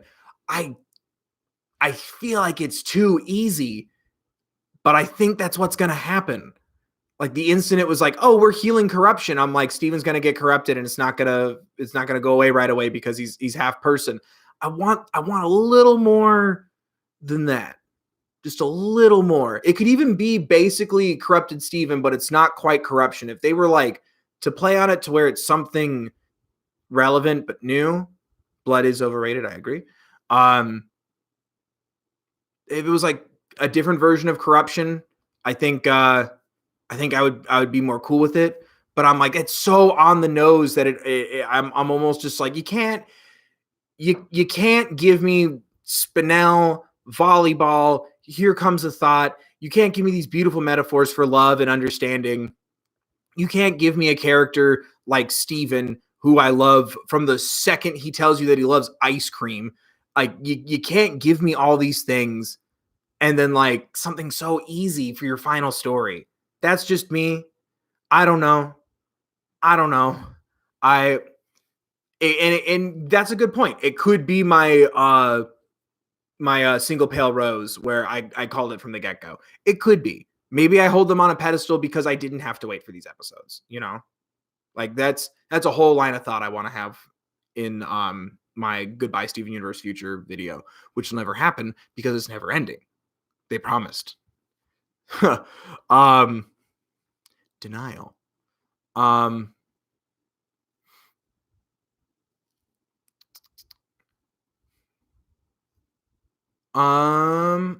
it's going by so fast. And the sing-along got And canceled. yeah, but I'd rather people be healthy. Oh, of course. I just, like I was saying it a minute ago, I was really hoping that they would just go, hey, sorry nerds, here's a digital copy of the episode we would have showed you instead of my money back, which is fine. I used it on groceries.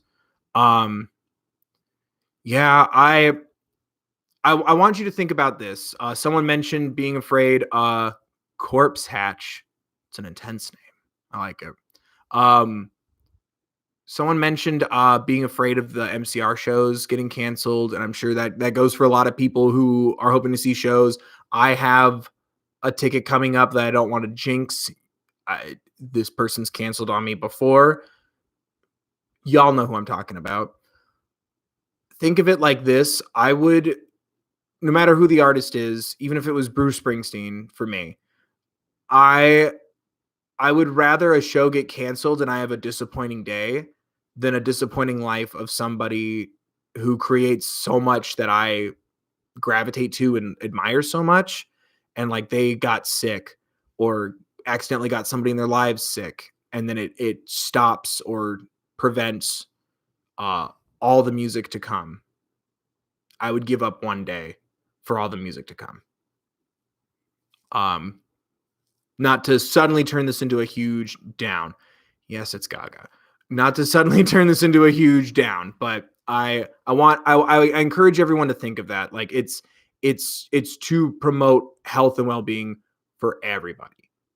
And that's why it would be a bummer, and you're allowed to be disappointed and upset about it. But I always want you to think of that, you know. Um And that's just me. You're also allowed to just be pissed. Like I won't lie, I was pretty pissed when Gaga canceled on me right then and there, right when I needed to hear some live music the most. But I also now I get to move up a rank in the Gaga stan monster status because I've now had a show cancel on me that was out of state. That's a whole new tier of monster.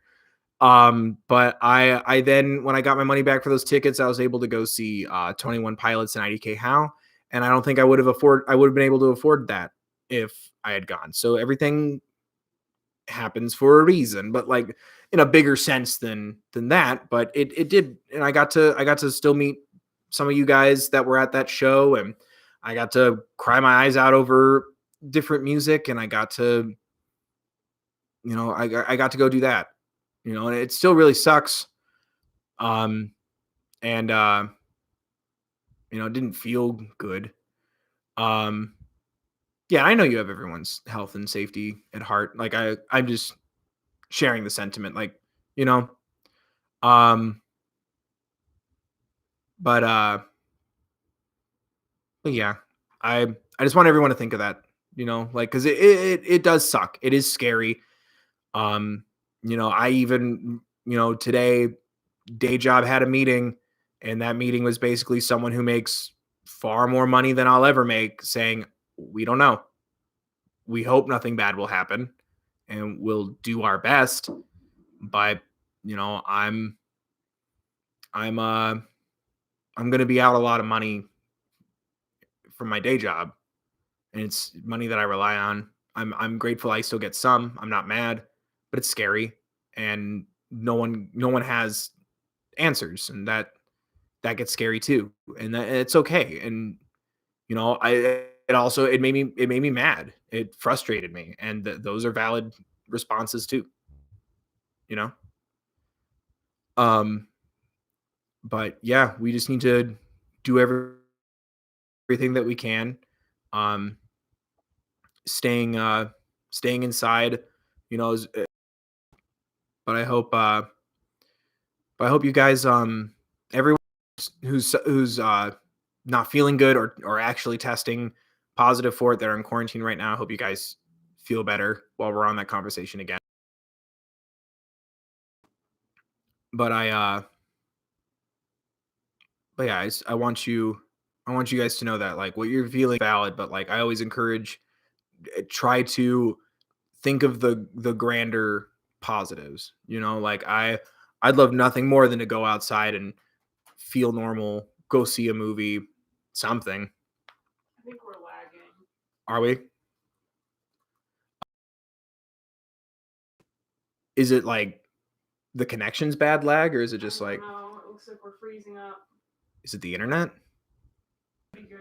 Okay, because now I'm looking over and it's me looking away now. How we feeling now? 2020 has been rough. But crap. I was gonna say something nice and positive. Oh, try to think of the greater positive through the upsetting now. Like every time I get stressed out and want to say screw it and just go outside and do whatever, hang out, go see people, I think of all the people who live in proximity to my family, my grandma especially, and being grateful for the people who live around her or go to her grocery store. that are also staying inside. Yeah, we're still lagging. We're still lagging. Yeah. Is there anything we can do? Don't know. But just for people who can hear me right now, just remember that. You know, I just want people to remember that. We're saying we're good now. We're saying we're good now. What about BTS? What about BTS? They're dope. That is not a pun, but it happened. I keep doing that. Okay, it looks like it's better now. But it's just a video. Okay. Have I? Oh yeah, I love Starlight Brigade. They did it at the 10-year anniversary show. Cried my eyes out. I love that song. I love the animation of it too. What is it? Knights of the Light Table? Is that what they're called? The animation team. They're amazing. Same with TWRP. I think they go really well with Ninja Sex Party, especially Danny's voice. I hope you guys can still at least hear me, if not see me and hear me. I wish I knew what to do. I don't know either. I'm seeing somewhere it's better now. I'm seeing somewhere it's still. You probably think that you're better now. Nice. Thank you. What do I think of 50 Shades of Grey? We actually we're 50 Shades of Grey house. I don't know. I think it's always fascinating when something gets that popular, especially when it started apparently as a Twilight fan fiction. I think that's a crazy story. I wish it didn't take place in Seattle though, because I feel like Seattle needs something cooler to take place in it, you know. But I don't hate it. I don't know. I think if nothing else, it really started a conversation in our world, you know, like socially. But I do understand the people who I didn't read the books. I just watched the movies. So I understand that I'm missing a lot of information here. But I also do agree with I acknowledge and agree with the people who feel like it's a misrepresentation of things. There are one of the movies I've only seen like the first one I've seen more than once because I jokingly bought the Blu-ray for like $8 and I'm like, oh well, free movie ticket. It's an important conversation, but bad movie. I agree. SOPE soapy. I don't know. I apologize. But yeah, I do understand that there's a lot. And thank you for reminding me too. I forgot there's a lot in the books that doesn't coincide with the reality of BDSM and all that stuff. I think there's like a whole plot line about like ignored safety words and things like that. And that's awful. Like that, because correct me if I'm wrong, because I don't want to speak out of turn, but it's that's a point of it, right? Like there's no real ramifications for that, ignoring the safety word, which that is awful. I don't know. I forgot how touchy the idea was, or how touchy the whole concept was, but I always respect the movies because they're shot really well. Like whoever was working behind that camera, they wanted a job after that. But yeah, you do not ignore safety words. 100%. I'm trying. Is that what happened? I don't even remember now. Someone teach me what happened in 2015. Is that what happened?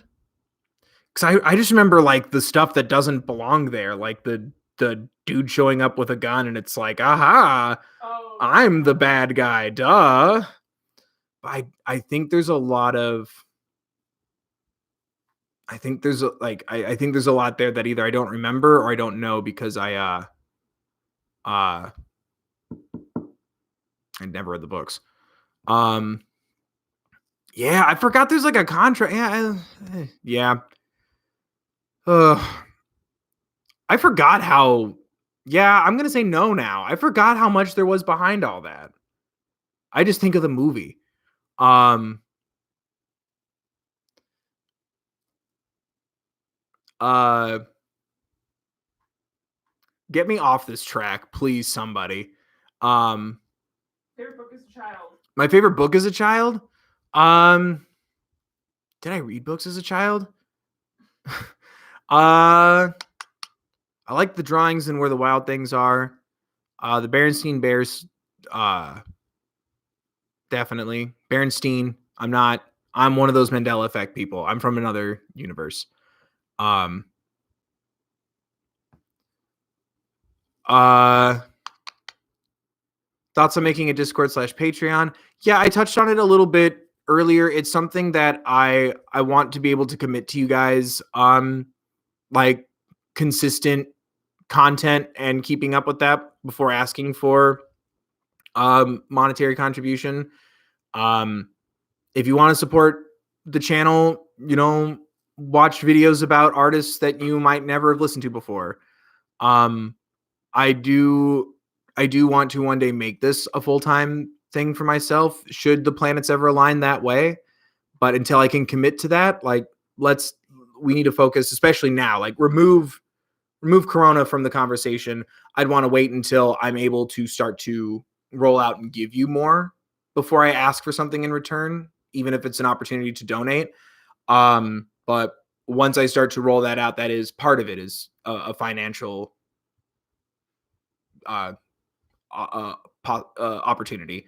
But right now, no, hang on to your money, food, bills, a safety net. That's what you do right now, you know. But even that's putting Corona back in, taking Corona out of the conversation. Yes, when I'm ready to be that kind of a presence for you, like there's certain milestones that I want to hit for myself, and there's certain things in my life that I need to prepare for and build up to before I would want to do that. It is something I've been thinking about lately, before all the bad happens, but I I just got a PO box. Yeah. But I know that even just saying that that's something that interests you or something you would want to do to help contribute to the content that I make, that's amazing in and of itself. Um, but I want to get to the point where, I don't want to ask for money and put it in a bucket for later. Like to be candid, the plan that always goes through my mind is once I feel like it's something I can do and I'm ready to take that leap of faith with you guys, that would be phase one. Is okay, what would I offer in exchange for a donation or a subscription or a patron? Figuring all that out and starting that. But then having that income build to creating more and more, like having a set path, like it wouldn't just sit there and accumulate or be spent on other things. It would be, keeping my life centered around content creating, the content, and then giving back. Those are my three. And avocados, obviously, because that's all we're good for, is eating avocados. Someone said that around me the other day, and it's still kind of, especially when you're right about to vote. PO box info is in the about section. I also have the card because my PO box was also my birthday present this year, but it's in the about section. I think I also started putting it in the description of the videos that I've been posting underneath the important stuff, but I'll put that back up again. But yeah, this was my birthday present this year, and it was really hard for me to set it up. Like I kept calling and asking questions. But thank you. Can't buy a house if you're buying avocados. Yes, exactly. We only have 3 left. it was one of those comments, and I wasn't a fan. I do not stan that mindset. But it was really stressing. It was really stressing me out to like do my research and ask the right questions because I really wanted to get it done. It's one of my goals, and I just going through so much and like grappling with like, is it stupid of me to do this? Like, is it something that is it too big of an ask? Am I so full of myself that I'm providing you a channel to send me letters and stuff? And fortunately I have people in my life who see when I'm panicking and did it for me. And that really helped. But yeah, Discord, here's the part where after we talk about avocados and millennials, guys, I don't know what Discord is. I understand the concept of it. I need to figure out how that works. That is also, I need to figure out how Twitch works. I need to figure out how Patreon works. I need to figure out what Discord is. You kids and your music. I have 4 TikTok videos. All right. I don't know what's going on. I discovered Vine in 2018. What is my biggest fear? Silence in a room and clowns. Also like demons. Like The Exorcist scared the duty out of me.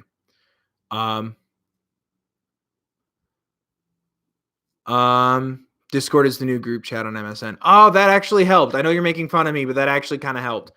So is it something like this all the time? Like wouldn't that require that like someone make sure that, you know, no one's getting trolled in the Discord? Is it like invite only? What's the internet, guys? When I sometimes click on the YouTubes, sometimes it shows me videos and it's like, who are they? What, like, remember on MySpace where you could just download music? We did a Ouija. The only time I've done a Ouija board in my life was in our first ghost hunting video that's like years old. Yes to both. You can have bots. Okay. I don't know. What crystal gem do I identify with the most? Constant mods on your Discord? Like, how does that? I guess bots would be the answer to that. I just don't like. Would I have to build one? Is it AI? Crystal gem that I feel like I relate to the most.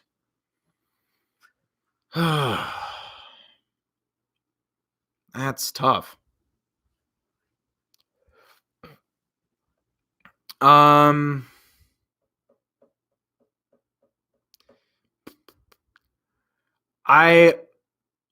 myself feel like a pearl, but I also feel that there are people in my life who see me as a garnet.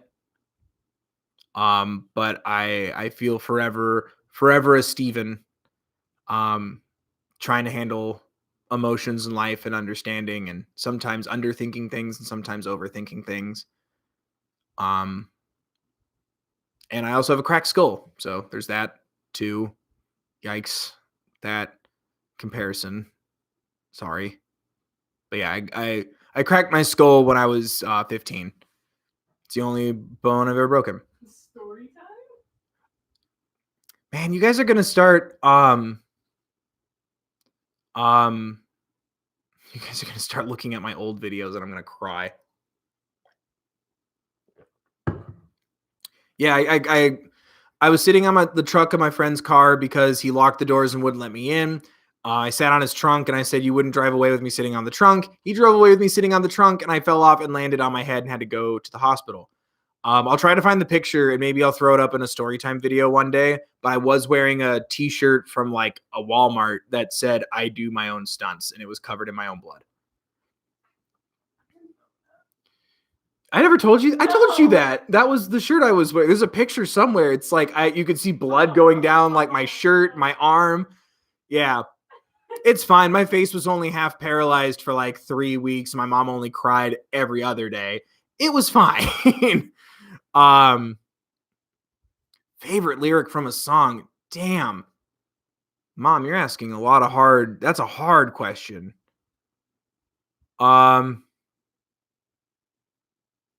Yeah. Favorite lyric from a song. That's tough. I don't think I can give you my favorite on the spot. I could give you, I guess, some Um, Man, that's hard. Bruce Springsteen has a song called "The Wrestler," um, where it was in the movie that what's his name? Mickey Rourke was in. It's a lyric about uh it's very much someone dealing with uh change, age, depression, um and the lyric is I come and stand in every door, always leave with less than I have before. But you've seen me and I can make you smile when the blood hits the floor. Tell me, friend, can you ask for anything more? Um, it's a very relatable lyric for me. I'm very much the person who tries to, like I said at the beginning of this, I'm very much the person who wants to make everyone laugh. I've always been the person who, even when I was with my family and my grandpa in his final days, I needed to make him laugh, and I successfully did so a lot. I'm very proud to say, because it's hard to make him laugh. He loves and appreciates everybody all the time, or appreciated everybody all the time. But if you could get him to laugh, that's that's an award. And that was the first person I ever tried to entertain. Was I always tried to make my grandpa laugh. Um, and yeah, and that I feel like I have the tendency to neglect myself when the people around me are hurt. And instead of wanting to deal with what I'm feeling, my impulse is to, well, let's improve how you're feeling. Um, and that bummed me out. How am I feeling about Adventure Time? It's a lot of fun. It's chaotic. I'm not getting anything I want right now because now Finn and Flame Princess have broken up and I'm pissed. I really like them together, but I also cherish the lessons they learn together. If there are things that happen with these characters later in other episodes that change, don't judge me. Greetings from Las Vegas. Thank you. What did your grandpa think of your online content? I think he loved the idea of it. I think sometimes the music was a little, I don't say like loud, like as in like, you kids, but like, he was older. But I know he really liked that it made me happy. I know that he really liked what I talk about and the subject material that we all feel comfortable, or I hope you guys feel comfortable too, talking about in the comments or in the videos. He actually always he appreciated the uh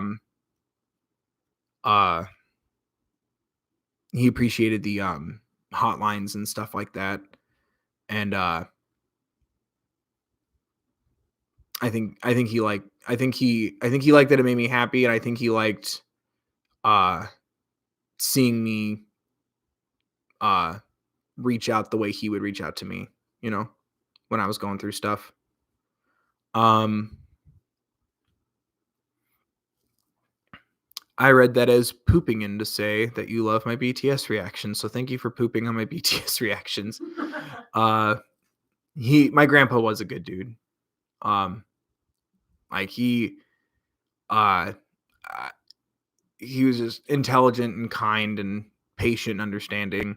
He to give you an idea, because my grandma and I are so emotional, so is my mom. He was the only person who was allowed to teach me how to drive.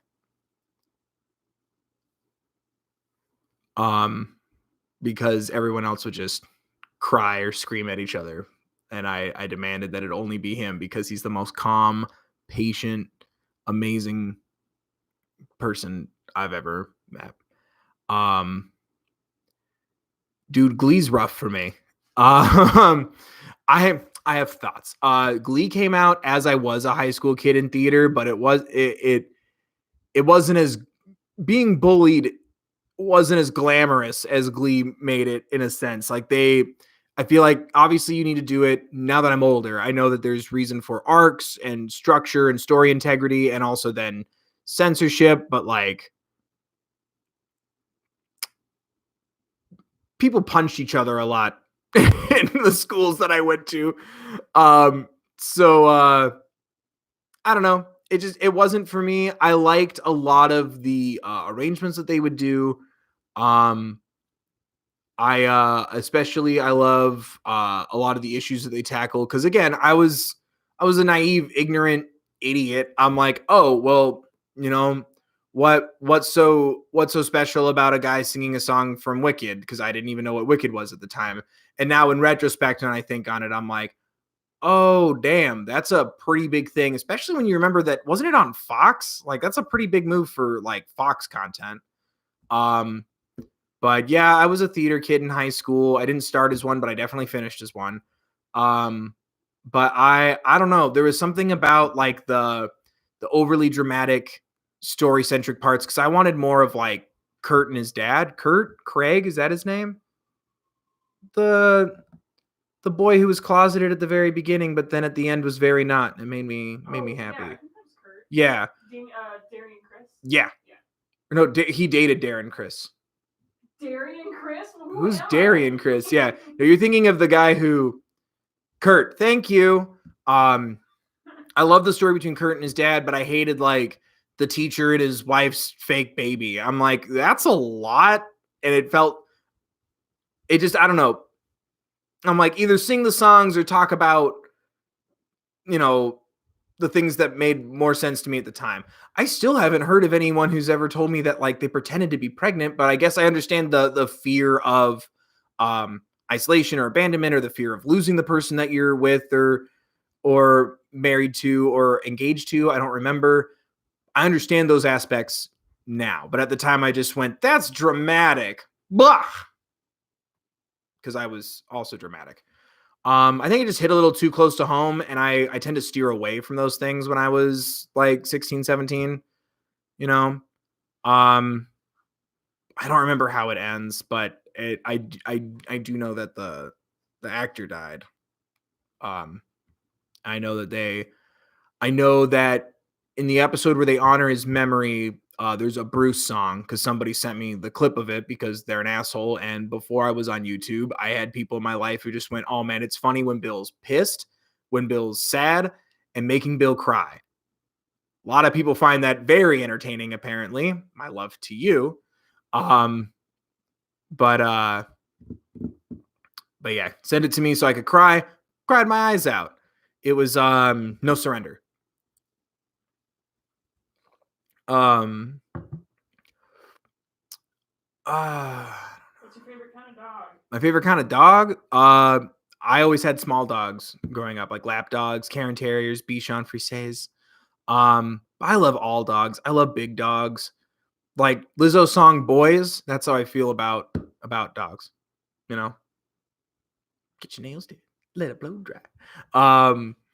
But I'm a huge dog fan. Like if I had the kind of lifestyle where I could take care of a dog and live somewhere where we could have a dog, I would have a dog. I had 6 dogs growing up, 3 at my mom's, 3 at my dad's, and I loved every minute of it.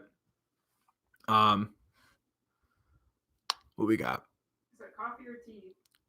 Coffee, and that's tea, sis. What about kitties? Huh? What about kitties? I'm allergic to kitties. And my mom's super allergic to kitties. So the only relationship I ever had with someone with a cat was my grandma on my dad's side. She had a cat, and when I was a baby, they were too scared that I would have allergies to cats, so they would like essentially shoo the cat away from me when I was a baby. And then I grew up and saw this fur ball that would run away, and I'd go kitty, and I'd chase the kitty, and the cat would run away from me. And then I thought it was being like a dog where it wants to play. And little did I know that I would just terrify this cat when I was like 4 years old. I feel so bad. Poor Bilbo, which also is how we got it's how my name became Bill, was because my grandpa on my dad's side, he in his later years, he passed when I was 14. In his later years, he kept calling me Bilbo by accident. So then I started going by Billy and then Bill. Yeah, that poor cat. When I was older, we were able to be in the same room without it like having a stroke. But yeah, that poor cat. I didn't know. Like it was literally like Monsters Inc. I would just go kitty and I'd chase it, thinking that, like my dog, it wanted to play. No, that cat was scared of me because they trained him to run away from me. Um, what's my favorite show that I've tried to stand? I've only done like 2 shows, right? Am I crazy? It's just Steven Universe and Adventure Time and Steven Universe Future, 2.5. Over the Garden Wall. Man, I love Over the Garden Wall.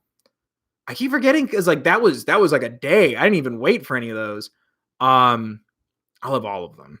I don't know if I could have a favorite. He wasn't ready for your love.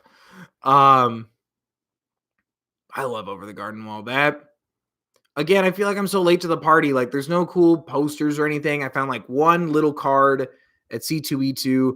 I did find once online there was like it was like a mock concert poster with Jason Thunderberger, and then Wart while he's playing the clarinet when they were on the riverboat.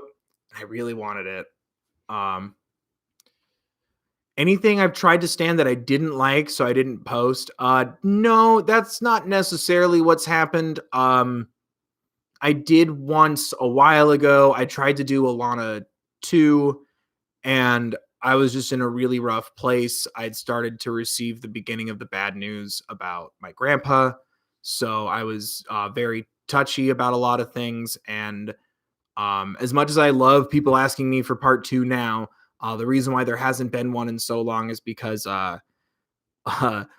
trying to stand Lana Del Rey was the fastest, most aggressively disliked video on the channel for a while. I think it's still like, if you look at percentages, I think it's still the like to dislike ratio. It's still the most on the dislike part of it. And so it was like that kind of stress of like, do people hate me? Do people hate when I talk about Lana? And then also the stress of, getting more and more news about my grandfather's declining health. I think that's really been the only time I've ever full on like stopped. And like I've let some people know, because I know some people still ask for it and I want to at times, and other times I'm like, I still kind of feel, well, I don't think people hate Lana. I think people hated my thoughts on it because I don't know, like I'm not gonna like I like a lot of her songs. Like it's really interesting. I love her vocal quality and like what she can do musically and the kind of energy and emotion that she invokes.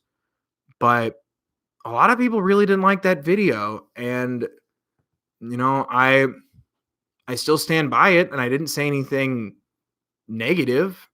I I pointed out, I think it's because I pointed out a specific in a music video where I'm like, that doesn't play in 2019, but that's not your fault in 2012, but I don't know. There was something about it that just kind of made me kind of scared to do another one. And then also while challenging myself to do what was scary, I think, I think just going through so much, I think it just put me in a spot where I'm like, I think I'm good, at least at the time. Now I'm just busy with so many other ideas, but it's something I feel I feel like it's always it always it always makes me smile and I appreciate people wanting more of my thoughts on an artist or a show or anything. But it always makes me laugh because I'm sitting there and it's like, where's Lana 2? And I'm like, I don't know, but everyone scared me away from doing another Lana. Um, but yeah, it was just like for a long time. It was my first video that had more dislikes than likes. It's gone back up and it's fine. But yeah, so I was like, oh, I guess people don't like it when I talk about Lana Del Rey. Like whatever my takes on it or thoughts on it, they don't line up with that many people. And that's fine. But I think that's the closest I've ever gotten to like not you know, because if I don't like something, it'll still be part of the video, you know. But I feel like I can always at least find something that I appreciate, if that makes sense. Um, like even if I'm not in the right mood for that song or I'm not feeling it, I can still find things to appreciate or understand what people do like about the song, even if I don't like it, you know? Um, but but no, like like for example, it kind of bums me out. Like like I don't know, like I was watching highlights from the Grammys and stuff, and she was like, "Oh, I bought this dress at a mall," and I'm like, "Finally, a celebrity that says something I can relate to." I too bought this at a mall. um, but but I don't know, like even it's not even about like it's I don't know, it's not about like not being able to take like negative feedback. Like your opinions are valid, but when it's like that much, I feel like the solution there is okay, then let's not do another one of those, or at least not right now. Um,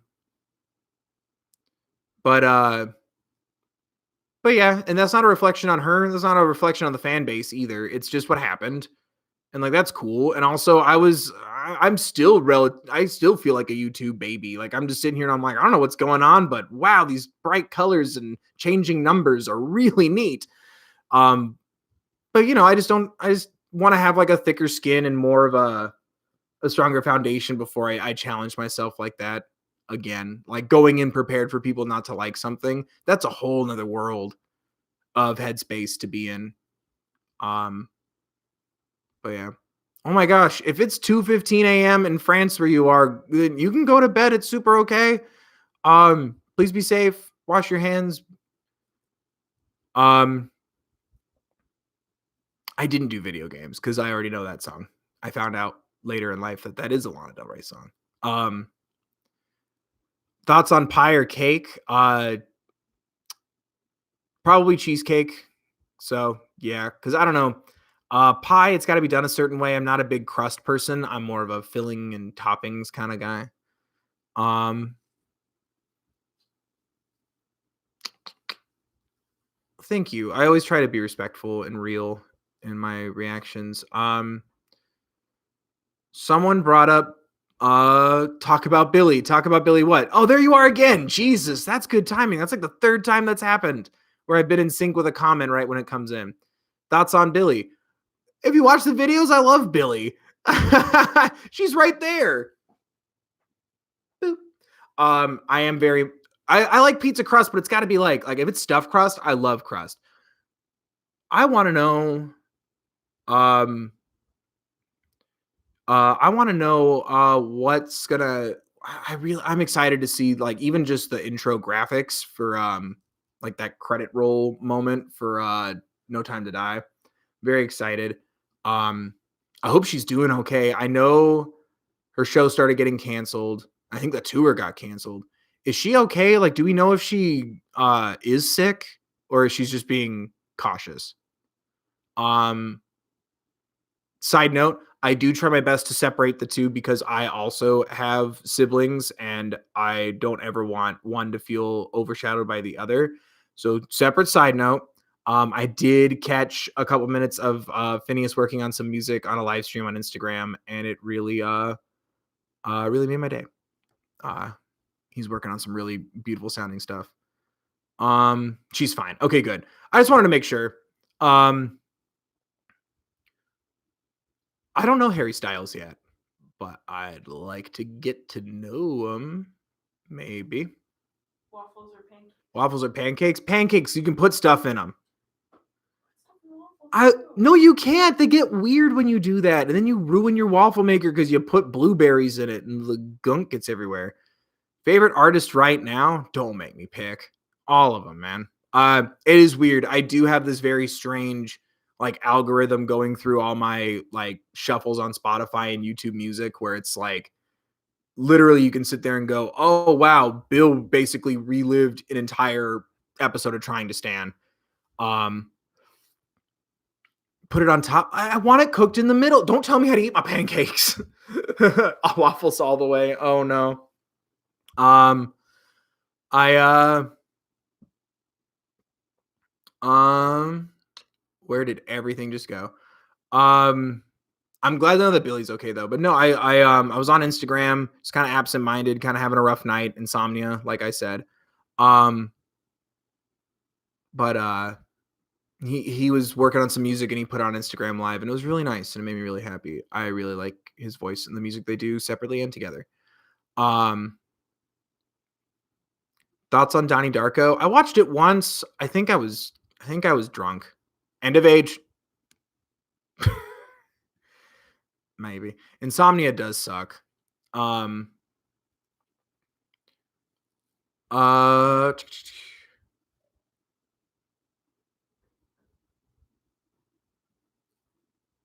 oh yeah. I got that card from Game Grumps because I bought their Zelda shirt from all their Link character names, and then they just released their new one, and I bought that. So now I have two of those cards where I basically bought the same shirt twice, except it has one more name on the list. Um, I don't think I want to get a lip ring. I already can feel because I keep forgetting it's here, and then I keep getting like weird looks from people and stuff. And then also I I've been neglecting it a little bit, so I've been having to like stay on the upkeep for that. And it also, oh, it drives me nuts. I appreciate all of you guys for never making it a big deal in the comments or anything, or if you do, I don't see them, but I see most of the comments. I hate editing a video and finding out that for easily all of, if not most, all of the video, my nose ring is just sideways. I can barely keep on top of it, and it drives me nuts. Hold on. Were you asking me my thoughts on Billie Eilish because you didn't know about all the videos? What made you get a nose ring? I liked him. I wanted to do it, and I like doing things with significance. And when I was first getting into theater, and especially with music, which now is a big part of the content that I make, when I first was getting into music, I would get so nervous about singing in public that I would get nosebleeds. Especially when I was like 15, 16. And I really liked the idea of getting, since I can't get like a tattoo in my nose where I would get, nosebleeds, because it was a lot of nerves and I had to overcome that. And um I like the significance of, kind of like getting a tattoo for a reminder of an obstacle in your life. And I wanted to get the piercing, and I put the goal, jokingly I said, oh, 1,000 subscribers, and that was like the day that people started watching a video that I had made, and sure enough I hit 1,000, and I went, I'm scared, 3,000, because I'm the third bill. And then that happened, so then I got it done. But yeah, I would get nosebleeds from just pure nerves and stress from singing in public. And yeah, I had to get over that. And so that's why I wanted to get a septum piercing. Also because yes, I am metal AF. So also that. Um wow. Do I ever regret the career path I've chosen? Well, I need to choose this career path first. But you say you want to get into animation, but you're having trouble taking that leap of faith. Honestly, there's no shame in having a plan or having a safety net in front of you before you take that leap. Always, try to think things through, but end of the day, if it feels right, you can start doing it in a self-sustained way. Start doing it. Like I was saying earlier, I'm I'm saving money right now, so that way when I do, if I ever get to the point where I'm ready to take that leap of faith, like I'm not instantly sitting there. I'm like, okay, day one, I have 30 days until rent is due. I need $900 worth of Patreon people now. Go, go, go. I have nothing. Like keeping that safety net ready, having a plan in place, but also like follow your gut, you know? And in this digital age that we have here, like there's so many avenues you can go through to start to create things on your own. You can do like online shops, you can do videos about your drawings, you can do all kinds of things. So like always keep exploring options, because I've always wanted to be an actor. I just want to entertain people, but I found that people like listening to me talk about other people's stuff than the stuff that I was doing. And not to say people didn't like it, but I just, it was hard getting shows put together and finding venues and, getting people to show up to your $5 improv shows or, your $10 one act plays and stuff like that. And I started doing videos on YouTube as sort of a way to keep my energy juices going because I never wanted to do shows in the winter because that's, especially in the Midwest, that's a hard time to get people to go across town on a Thursday to go see your show at 10 o'clock at night. So I started doing videos and people started watching them. And then blammo, here we are.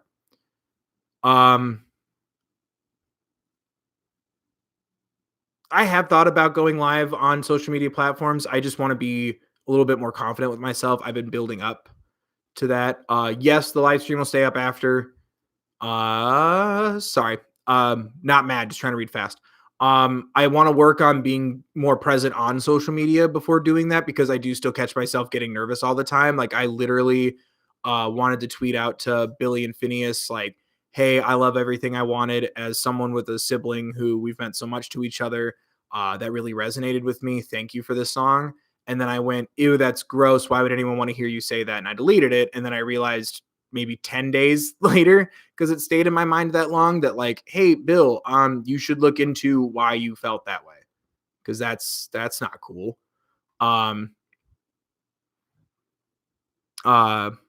But yeah, so I do want to start like doing like little live things, especially if like I can't sleep and maybe, that could help connect somebody who's also going through some stuff. Like that would be really cool. I don't know. Sometimes I put myself in a mental headspace where I'm like, who cares about what you have to say right now? And I need to combat that in the smaller ways before I take on the bigger ones. But that has gone through my head a lot. That would be fun, and I appreciate you implying that'd be a good idea. Enjoy that pumpkin pie. This is like a saying. Weekly live. I'd love to at some point. Like that would be something where I have the schedule and the bandwidth for it. Because, like I said, I'm very fortunate enough to still be able to do my day job, but there's some nights where I'm working from 7 a.m. to 7 p.m. and I even today, like it was looking like I might have to stay late and work even from home, and I just had to rush through and get my stuff done and put my foot down and say like I can't stay much later. Um, and that's also hard to do because that is where that's how I pay for food and rent and stuff. Like I love every view, every click, whether you skip an ad or not. I appreciate you, but yeah, YouTube doesn't pay for the house or the food. Um, Thank you. Your opinion matters too, especially when it's you saying something nice about me. Someone said they clocked the Game Grumps card in the back. Do I like NSP? Yes. I actually did a video on Mystic Crystal. We talked about a little bit earlier. I'm gonna do more stuff there too. Well, I'm sorry that you need some cheering up, but I'm happy to help. Favorite type of pie? Cheesecake. No, like I like apple pie and pumpkin pie enough, but I like chocolate strawberry pie, like things where it's like a combination of flavors. I'm a toppings like glutton. I need 20 toppings on my pizza. I love a million things on my burgers. I love my candy to come with a side of cake with ice cream on top. I'm one of those people. I'm not a plain vanilla, plain chocolate, plain strawberry, cheese or pepperoni pizza kind of guy. I need stuff on it. I was about to throw hands if you called cheesecake pie. No, it's a pie made of cheesecakes.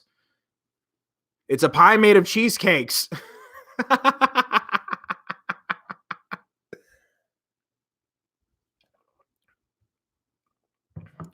um, it's okay to be scared of the coronavirus. That's a very valid thing to feel. I do hope that you also listen to me and anyone else who wants to reach out to you to remind you that it is going to be okay. but what you're feeling is very valid. It is an uncertain and scary time, and that's why we're here hanging out. We're acknowledging our feelings, and we're also talking about nonsense. That's what we do. Um, engaging in other things, but also acknowledging what's going on. And, you know, just because we can't go outside doesn't mean we can't all connect. Oh my God. Favorite pizza toppings? All of them. Vegetables are predominant. I also like sausage, but it's got to be like spicy sausage. I hate the places that slice their sausage like it's pepperoni. It looks weird. It looks like something happened to your pepperoni. Really? Yeah. There was a New York style pizza place not too far from where I lived in Los Angeles, where if you asked for a sausage and pepperoni pizza, you'd have like two similar discs on your pizza. One was red and one was like a clay brick kind of color. And it always bothered me because I always wondered if their sausage was really just pepperoni that just stayed out too long in like the sun. Still tasted great, but I love mushrooms is my favorite. Jalapeno, onion, bell pepper, and yeah, and then sausage, and then like I don't hate pepperoni. I like ham, no pineapple. I'm not one of those. If you are, that's fine. You're just not eating the same pizza as me. Because I also hate tasting the residue of someone's pineapple if we do like half and half. Ew. I can't. I hate, yeah, pineapple, yay or nay? Nay. Hard nay. But that's a me thing. I also don't judge the people who eat it. I also hate, like when the pineapple juice kind of like globs on to my half of the pizza. I hate that because then my like the cheese and everything, like it all just tastes like sweet weird. It's bizarre. I don't know. That's just me. Um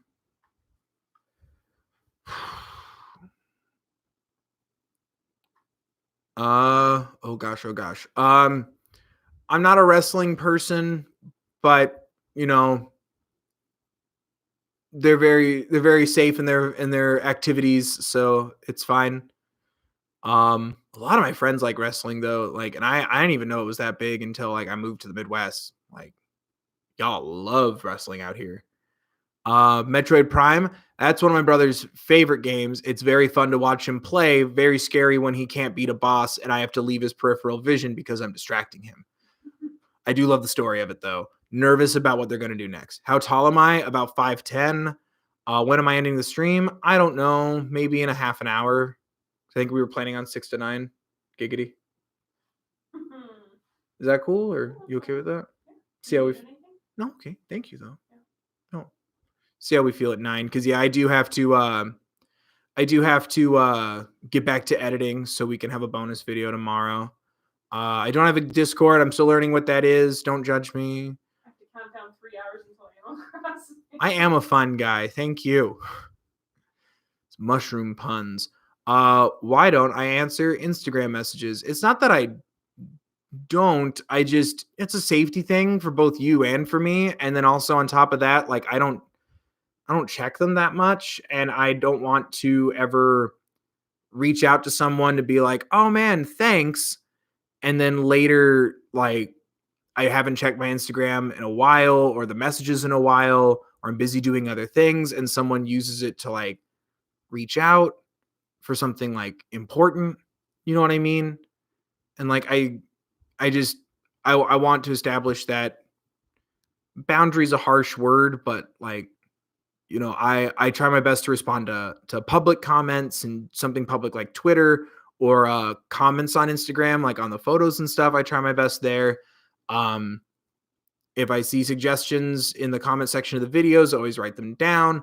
I'm never around my list when there's suggestions on Twitter and Instagram, so those don't always make it. So I always push for YouTube because I can also search artist names, song names, things like that, so I can keep track of everything. But I don't know. I'm not always checking my DMs and stuff, and I'd hate for someone to see it and use it as a resource, and I didn't check it, if that makes sense. It's not that I don't care. I'm just I'm not very mindful of those things already. So that's part of my answer is I don't check it very often. Like I didn't even know you could DM each other on Instagram until my first one, which was a sexual proposal. And I went, neat. I guess someone watched my internet video. But I don't check those that much. And I also when I do, like I said, like that respect there, because also like I can't be everywhere at once. I hope that helps. I hope that makes sense. I I appreciate those who reach out to me in any medium. I also think it's safest for everyone to do it public. But yeah, I didn't even know Instagram had DMs. I suck. Um I'd rather live underwater than in space. Too much silence. Also, you get to find out what's at the bottom of the ocean, which we don't know that. Um I am looking forward to the new Resident Evil 3. Would you be interested in me making a video about that again with Mike? I did that with Resident Evil 2 before Trying to Stand even happened. Um, I do miss doing like some video game let's play things, especially spooky ones. I do have one that I'm working on um, that'll be dropping soon. I do love Rick and Morty. I just caught up. It's beautiful. I'm enjoying the new season. I'm very much one of those people obsessed with Evil Morty, so I'm hoping we get a little more of him soon. Why would you want to find out what's at the bottom of the ocean? Because it's interesting. I don't know.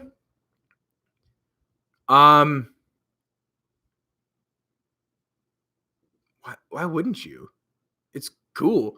I mean, I loved it. I've always loved marine biology. Growing up in the Northwest, we got to go to a lot of like low tides and check out all the sea life and stuff that washes up on the beaches. But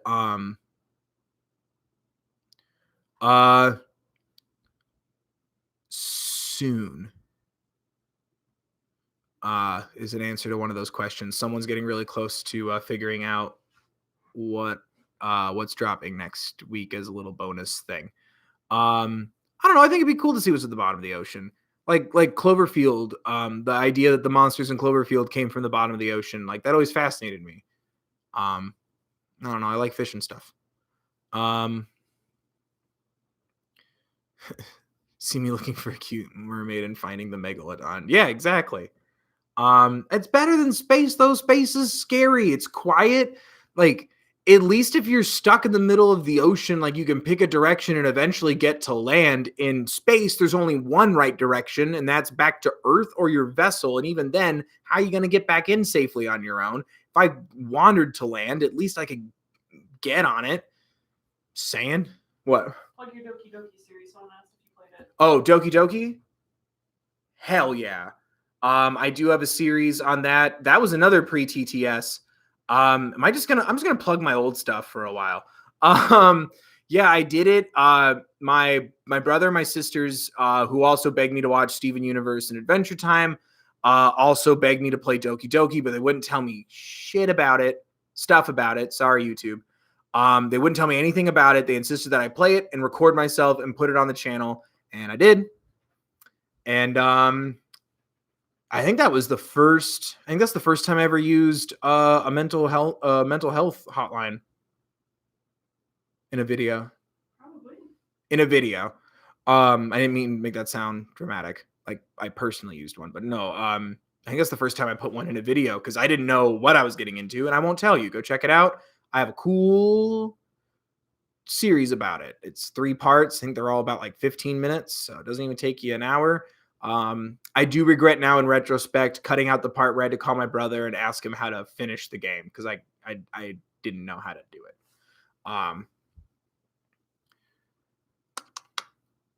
Yeah, but like there's no guarantee that there's stuff in space. You could just be out in the void. More in the vein of Doki Doki this year. Corpse Hatch, do you mean like a sequel or something more like it? Or what do you mean? Please elaborate if you can. Yeah, let's make sure we're not spamming, guys, please.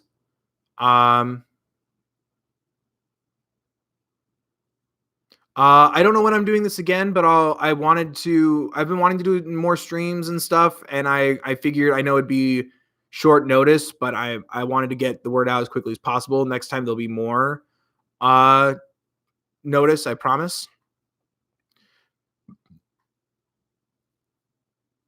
Yeah, of course. Um thank you for, sorry, it's moving a lot. Thank you for still, you came to dinner, you went to dinner, came back, and I'm still talking. Thanks for distracting during these crazy times. Of course, you're welcome. Um Oh, we never got an answer on how your sister could not tell you about my strange addiction because that was rude of her. I don't think she watches The Office because she's not a very good nerd. Um, but yeah, I don't know. Because she built my first Billy list, didn't she? Yeah, she 100%. I think a friend of mine helped too. I just remember going, "Who's that?"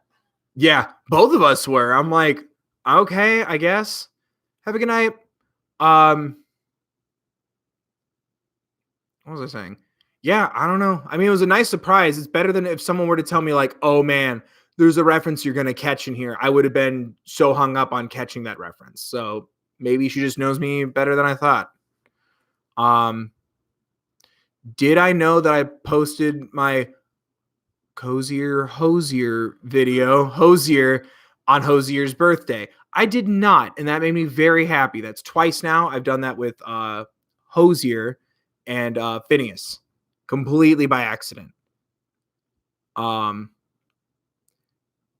Parks and Rec is amazing. The Office in Brooklyn or Brooklyn Nine-Nine. Both are good. I say go with The Office first. Like, do it in chronological order because the bones of so much modern comedy on television comes from what The Office helped refine with their workplace style. I would say start with The Office. Also, it's it's Steve Carell when he, was at his prime. I'm doing okay today. Thank you for asking. Games I'm most excited about. Uh, that's tough because like a lot of the games that are on my mind for playing aren't brand new. I'm not good at keeping up with games unless it's Kingdom Hearts. That took a lot of my attention. I am excited for the Resident Evil 3 remake. Um, I really enjoyed the second one. I like spooky stuff. I hope, did Little Nightmares 2 and Bendy in the Ink Machine 2 happen? Did I miss that? Um, I was excited for those, but I haven't heard anything about them. But I also don't follow video games that closely. Um, Oh, a DLC of some ooh, sort. a Doki Doki DLC. I'm excited for that. To also answer your question.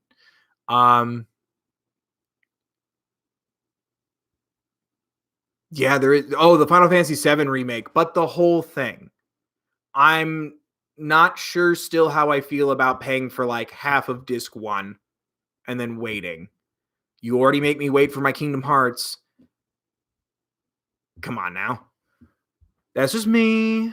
I do also want to start asking you guys for some horror game ideas because I usually what I do is I film those in my spare time in the summer so that way they can just be done by the fall so I can have those dropping. Favorite Billy song is a tough one. No Time to Die is really growing on me. But I really love You Should See Me in a Crown and Copycat. Um, I like Ocean Eyes and then Bad Guy for sure. But that's so far that's Billy's Bohemian Rhapsody. Um, like in the sense that everybody knows it. Have you watched Adventure Time? Yeah, I just did a halfway through Adventure Time review not too long ago, and I'm working on the second half right now. Um,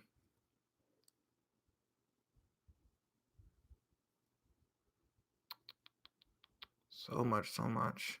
I don't know what 6 Feet Under is. That's the show with Michael C. Hall before it was his before Dexter show. I think 6 Feet Under. I could be wrong. It was a Showtime show. Do I ship Marcy and PB? Have you watched the Adventure Time video? Yes. Hard. I really hope. I want to get what I want. Everyone keeps alluding that either I will or I won't, which is great. Don't tell me. Don't tell me. But I really want them to be together. Someone just said no. I hope everything's okay. Have I ever studied music? I studied musical theater, and with that comes a study of music theory and genres and things like that. A little bit history of the American musical and all that good nonsense. But I feel like it turns out that the thing that I gravitated to and absorbed the most on a practical level is analyzing the songs from an actor's perspective. Have I watched Community? A little bit. I was very late to the Community party, and hearing about what a jerk was it Chevy Chase was like rude to people and stuff. Oh yeah. Kind of breaks my heart. Oh, 6 Feet Under, the Billy song. I have not heard that yet. I'm like, why are we that's a random ask, but I mean that's cool too. I don't think I've listened to 6 Feet Under yet. I know there's like 4 miscellaneous Billy songs I just haven't touched yet in a video. I need to get around to that. But what would I call it? Like the Billy songs I missed, I guess. My birthday was March 4th. It's okay. I didn't celebrate. Favorite video game soundtrack. Oh, thank you for reminding me inadvertently. The game I really want to play the most. Again, it's weird to say looking forward to if it's been out for so long. Undertale. My brother swears by Undertale. He swears that I'll like it. He loves it.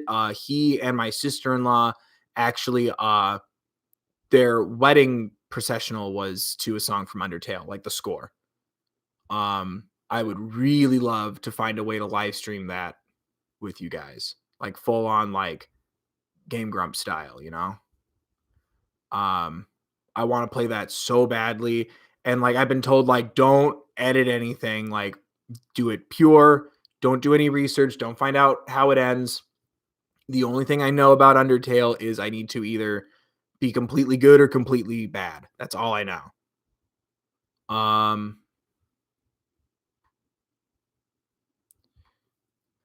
that's another thing too. I've also never been on Tumblr. So whenever people are asking me internet things, understand that I'm slow to make sense of it because I'm an idiot. I would definitely love to play Undertale. I think that would be fun. Who work well with Discord, yeah. So is Discord more than just text? Like, would I be able to do like streams and stuff with it? Like, what if I want more than 5 songs on my iPod? Can it switch discs?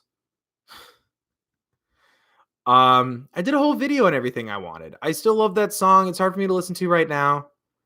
I love when Billy directs her own videos. Like it really brings it to a whole nother place.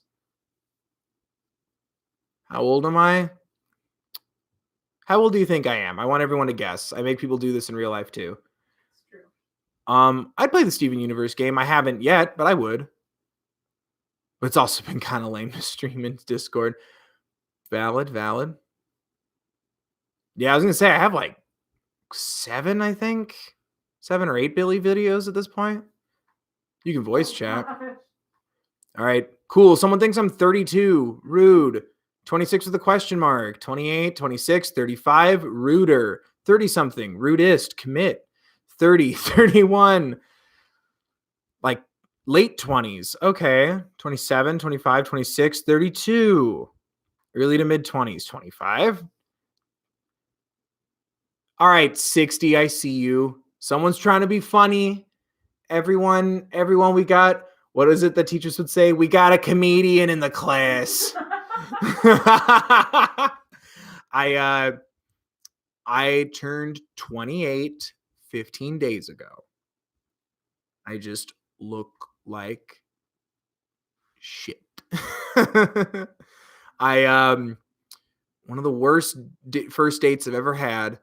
I had someone tell me that you can see in my eyes that I've gone through a lot of stuff, and it just makes me look old.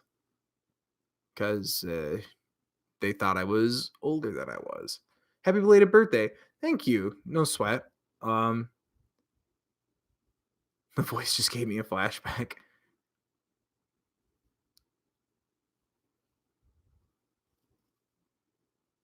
Should have gone with my instincts. It's the beard. I also think it's the shaved head. I do agree with that person, as off-putting as that is to say when you meet someone for like a first date kind of scenario. I think I also just have an air about me where it's like, yeah, I've seen some stuff, you know. I've lived 1,000 lifetimes worth of pain, or whatever music lyric that is. If it's not one, it's going to be. Watch us all be wrong, and turns out he's 21. Yeah. That'd be fun. Ooh, favorite Grumps video. Favorite Grumps video. Oh man, okay. I've been watching the crap out of some best ofs to like white noise me while I'm at work, plugging in information and stuff in between phone calls and everything. Or meetings. It's really tough. I really like when they play Zelda, House Party, and Detroit Become Human, which I really want to play that game. But like a singular episode, that's tough. I don't know. A singular Grumps episode that I would call my favorite. Ooh, I don't know if it's a favorite, but the Animal Crossing candy stealer. Oh, the one where they play the Animal Crossing mini game where you're the candy stealer. That one's a good one. And wholesome. I do enjoy Stranger Things a lot. I felt like the cliffhanger they gave us in season 3 was a bit of a dick move. But I'm excited to see what happens next. I very much like the story and I love the aesthetic. Thoughts on astrology? I don't know enough about an astrology to have like an opinion or gauge someone's personality based on their birthday. But it is always amusing. I do have a pet peeve linked to astrology, which is when I tell you what my birthday is, and then you go, "Ugh, you are such a Pisces or a water sign." It's like, if I already told you my birthday, you don't get to say that. It's interesting if you come up to me and go, "Were you born in like mid to early March, late February?" Because you catch me as a Pisces. That's interesting and cool. But when it's like, "Oh, you are," after it was confirmed that that information's true, that bothers me. But yeah, I mean, I'm not against astrology. Like I've never been one to judge someone if they put stock in that train of thought, because I do think sometimes it does get eerily accurate. Like especially one time my brother got a reading and it's like, yeah, that's you. Or sometimes it'll call me out for someone will call me out for being emotional and I'm like, you don't say. Um TTS astrology. Yeah, that'd be fun.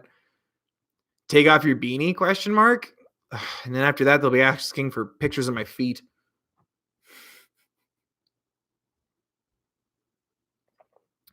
Oh, thank you for sending love from Scotland. I send love back to Scotland for you. That's awesome. Apparently, Megan, apparently you can have a different sub level of a sign that could more reflect you if it's not accurate, which I just feel like it's astrology, fact checking itself. Oh god, not the feet pics. Show feet. Favorite candy, not chocolate. Ooh. I really like those caramel apple lollipops. You know the ones. It's like the green plastic square, like the basic white stick, and it's like a green apple lollipop with like caramel on it. I like those. Non-chocolate, Swedish fish. Non-chocolate. Oh, the wax bottles. Oh, yeah. Nickums or Nips. Yeah. Something. Yeah. Uh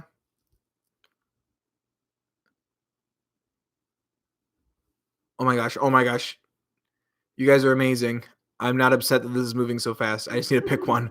Uh, Favorite books. The Dark Tower is a great series. My family's a huge Stephen King reading family.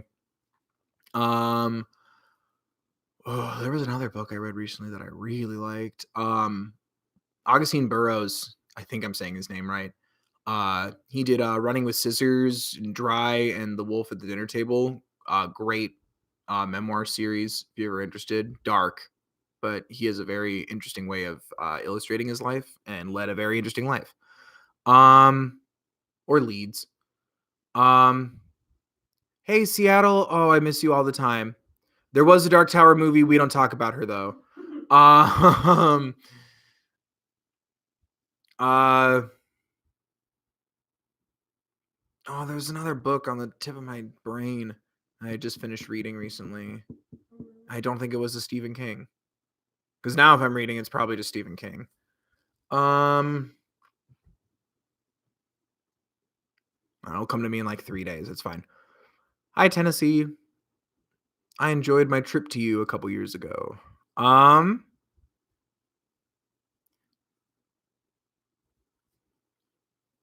Tacoma. There's always a caller from Tacoma. Bonus points if you can catch that reference. Any tips for someone struggling with music theory? The acronyms always help.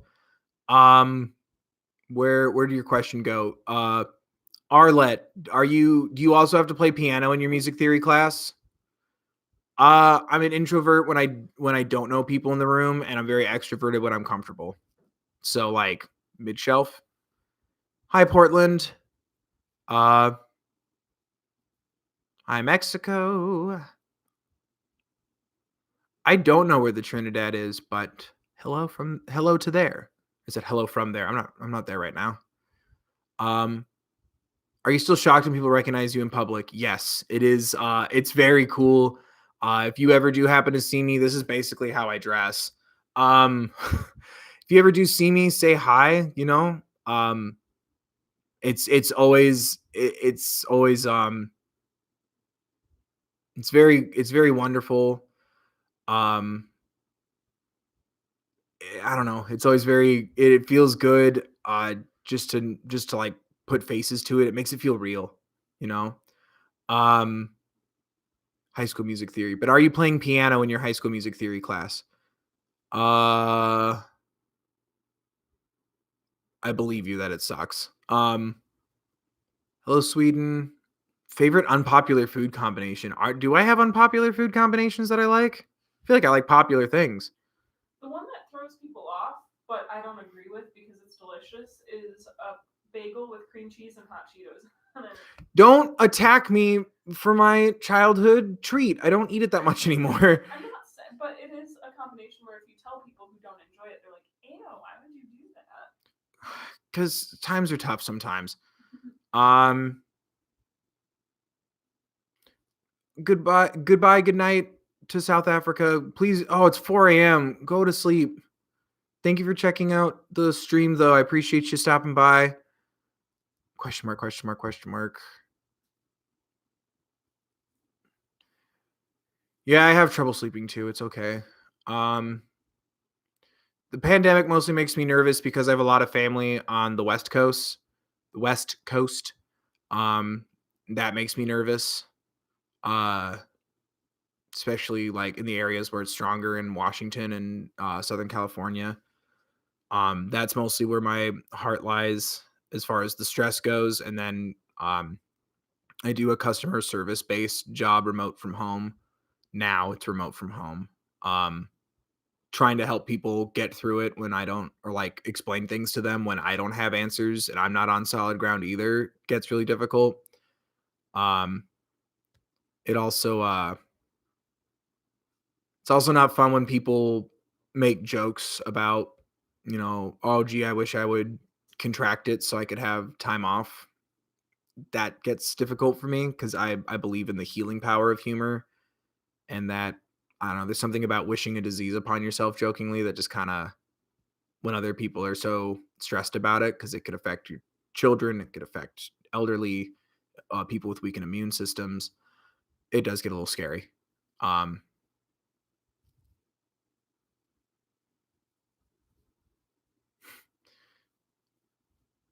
uh, yeah. Have you ever tried corn on pizza? No, but if you dare me, I will. I've put a lot of weird things on pizza. Um, Corn on pizza? corn on pizza? Oh man. I cannot make a festival lineup off the top of my head. I don't think it would make sense. Um,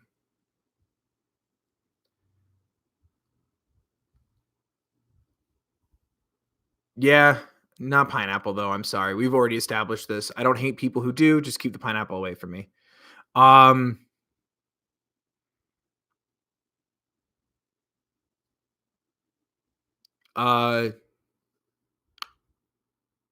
oh my gosh.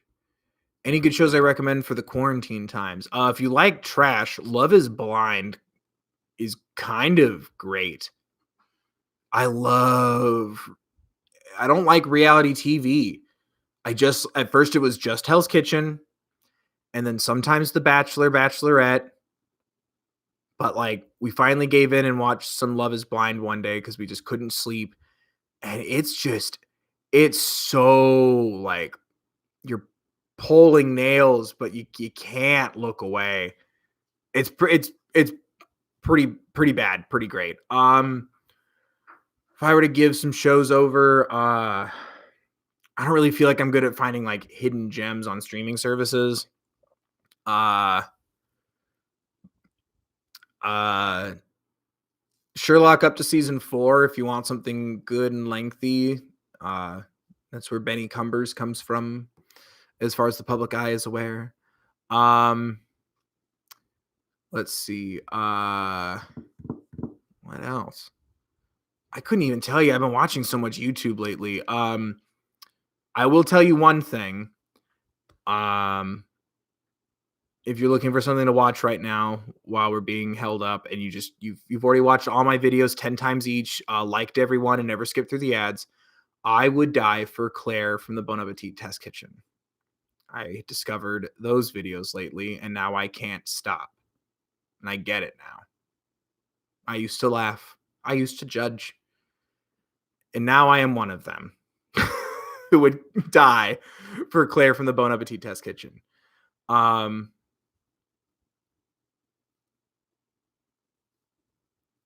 Yep, and there's a couple of my fellow Claire from the Bon Appetit Test Kitchen stands.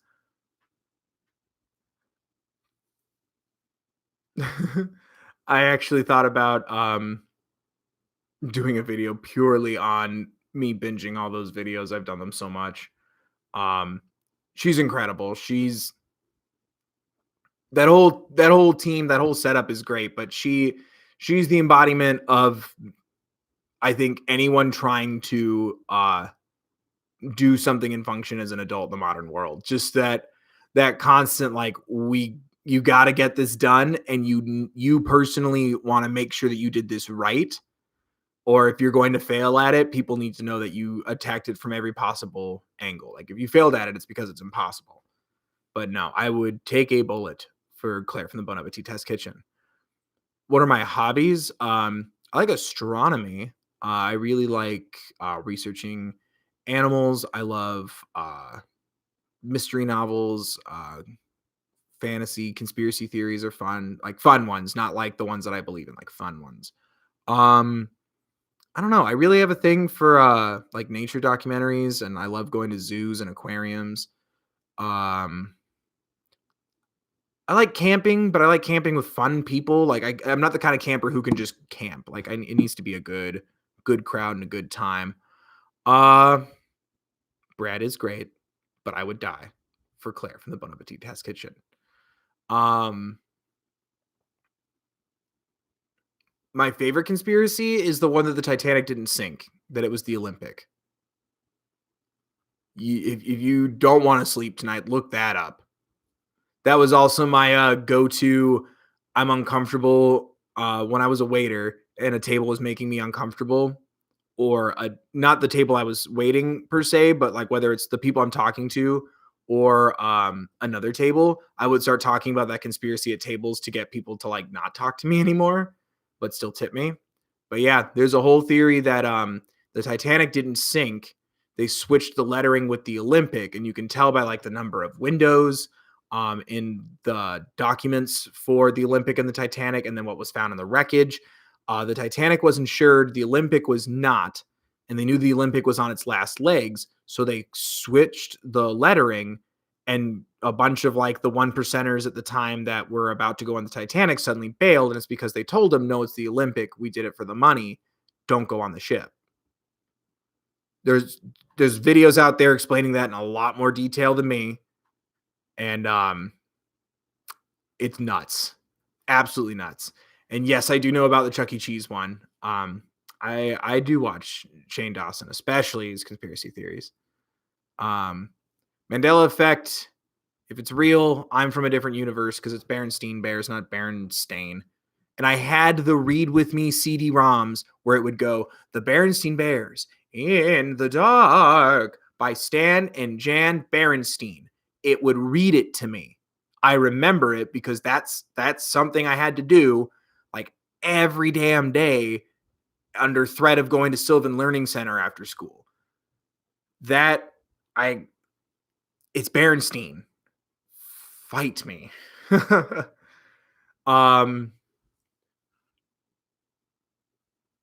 do want to check out Infinity Train. I think that would be fun. Garrett Watts is a babe and so much more. I love Garrett. That's a song I've been listening to a lot lately, and now I'm a baby. You know, the one that made it to the top 10, which is amazing. I don't want to give a definitive statement on 9/11 because that's the conspiracies rather, because that's still such a fresh one. You know, the Titanic happened at least 15 years ago. I don't know. I just, especially being so young, when that all hit, like it was a very scary thing because um I was around a lot of people who their parents would go on about how I was growing up in Seattle and they're like the Space Needle's next. So I was scared to go downtown and I loved going to Pike Place and to the pier and to Capitol Hill. And I was too scared. Like I would cry when my grandparents would say like, "Oh, let's go, let's go Space Needle. Like let's go to the Space Needle. Let's go look at stuff." And I would cry. But yeah, born after 9/11 check. Um Fruit of the Loom, the underwear. So I've got to do conspiracies now. Can I do the intro? The famous one? Hey, what's up, you guys? Yes. Did it. Conspiracy theory. If I go up to 1 million subscribers tonight and it's because I did this, that's my conspiracy.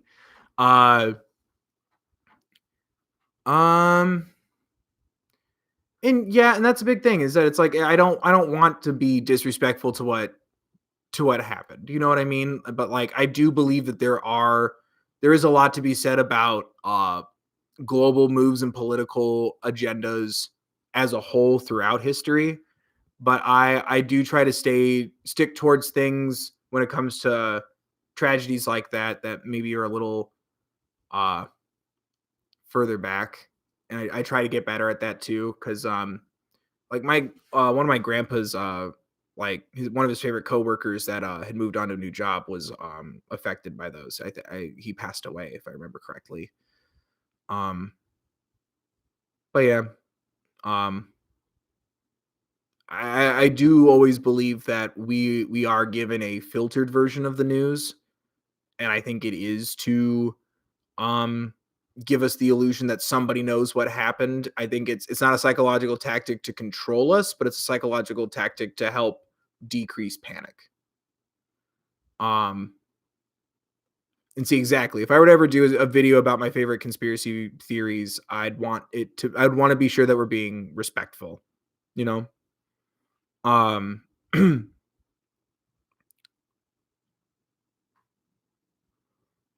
uh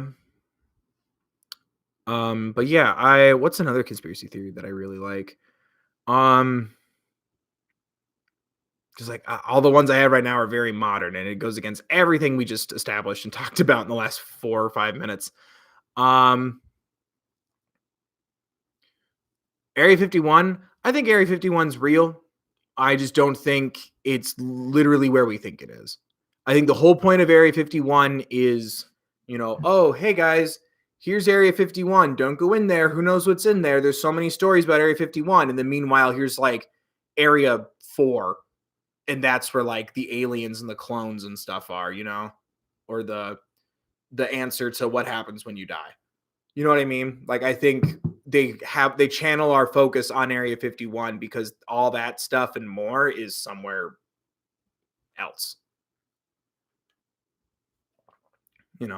There's a map to it on the back of the Declaration of Independence. You just have to spray it with some lemon juice.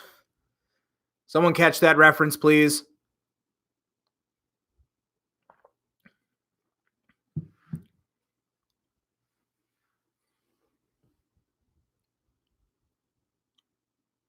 I don't know how I feel about lizard people. That freaks me out. We're talking about conspiracy theories, and then I'm also rapid fire answering questions. We've been talking about National Treasure. Thank you, Nat Treasure, and yeah, I made a National Treasure reference and dared people to catch the ref, and people did, and I'm very proud of them. So if you just got here, just say National Treasure, and you're part of the cool kids. But I don't know. I always like exploring those things because like sometimes it even bears down to like an understanding of how other people think or perceive the same things that you've experienced or similar things that you've experienced. Favorite YouTube content, other than declaring that I would gladly step over every chef in existence to save Claire from the Bon Appetit test kitchen. I've been enjoying Gus Johnson a lot lately. I just found his channel, which is weird. It's always weird going to a channel when it already has like so much to it. It's like, where have I been? Game Grumps has been helping me get through a lot of stuff right now. Just, call me Kevin. I love watching Julian make vegan versions of his food. Those are always very fun. I feel like I find someone who has a variant of my energy levels, and I love watching him and his brain work. Jenna Marbles, but I lately I don't think I've seen. It's hard for me to watch her dog ones because I'm about to lose my last childhood puppo, so sometimes I dog videos are a little hard for me right now, but I do love watching their stuff.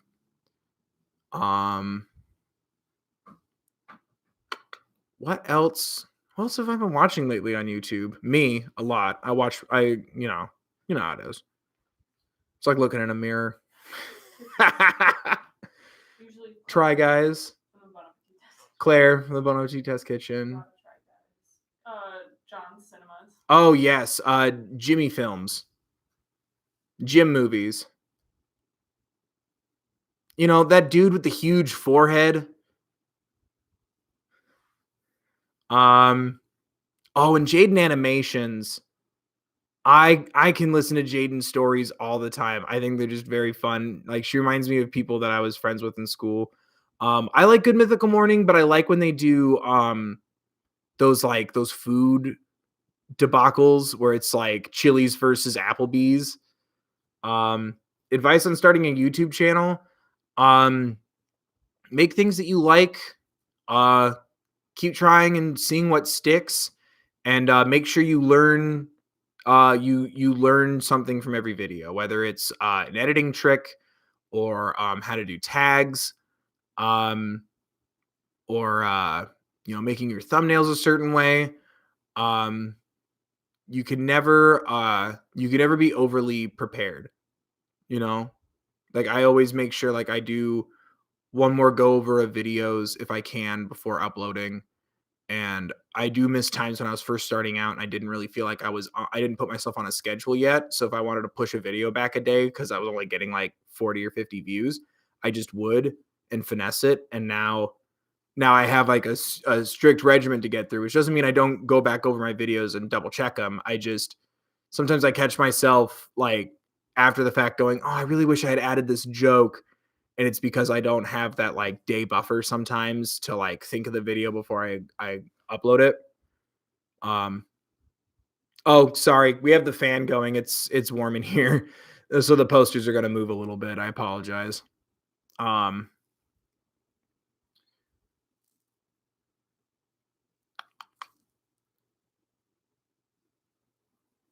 Do you want to go for the last 15 and a half hour now? yeah, do you just want to do is 15 more okay? Yeah, that's fine. Okay. All right, let's go for that cuz I got to get back to editing. Although you guys are a much better distraction than me just sitting here.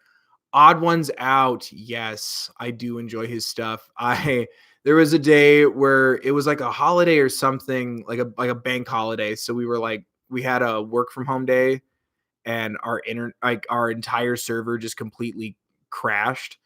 And that was when Odd Ones Out dropped the video about um uh It was the spiders one, wasn't it? yeah, it was the spiders one. Claire, happy birthday. I'm sorry if I've been missing those. Um, I lost my train of thought. Sorry. Happy birthday, Claire. The servers went down, but we still had internet. Yay. Um, the servers went down and we still had internet, but we're working from home and we can't work. And his spider video popped up and we watched like 6 straight hours of his videos just all day. And then right when the server kicked back in, it was time for the day to be done. This was like last summer. Um, and it was like the perfect day. I learned that he worked at Subway. I watched like so much of his video library. Um, and it was a good time and it really helped me like feel like you can be more personable on YouTube. One day I'll talk about my main job, and when I do, you'll understand why I won't talk about it now. Does that make sense? Um, it's not a me thing, if that helps. Uh, Good night. I hope the editing goes well too. Um, I like Pickle Rick. I feel like t-shirt companies have kind of tainted the fun of Pickle Rick a little bit, but that's fine. Binging with Bobish is fun. Sua Boy, correct. Thank you. I honestly, and this isn't like a self-deprecating thing. I don't like my voice so much. Like, you know how they say that there's what is it? You have three different voices. It's how you actually sound to other people, how you sound to yourself, and then how you sound pre-recorded.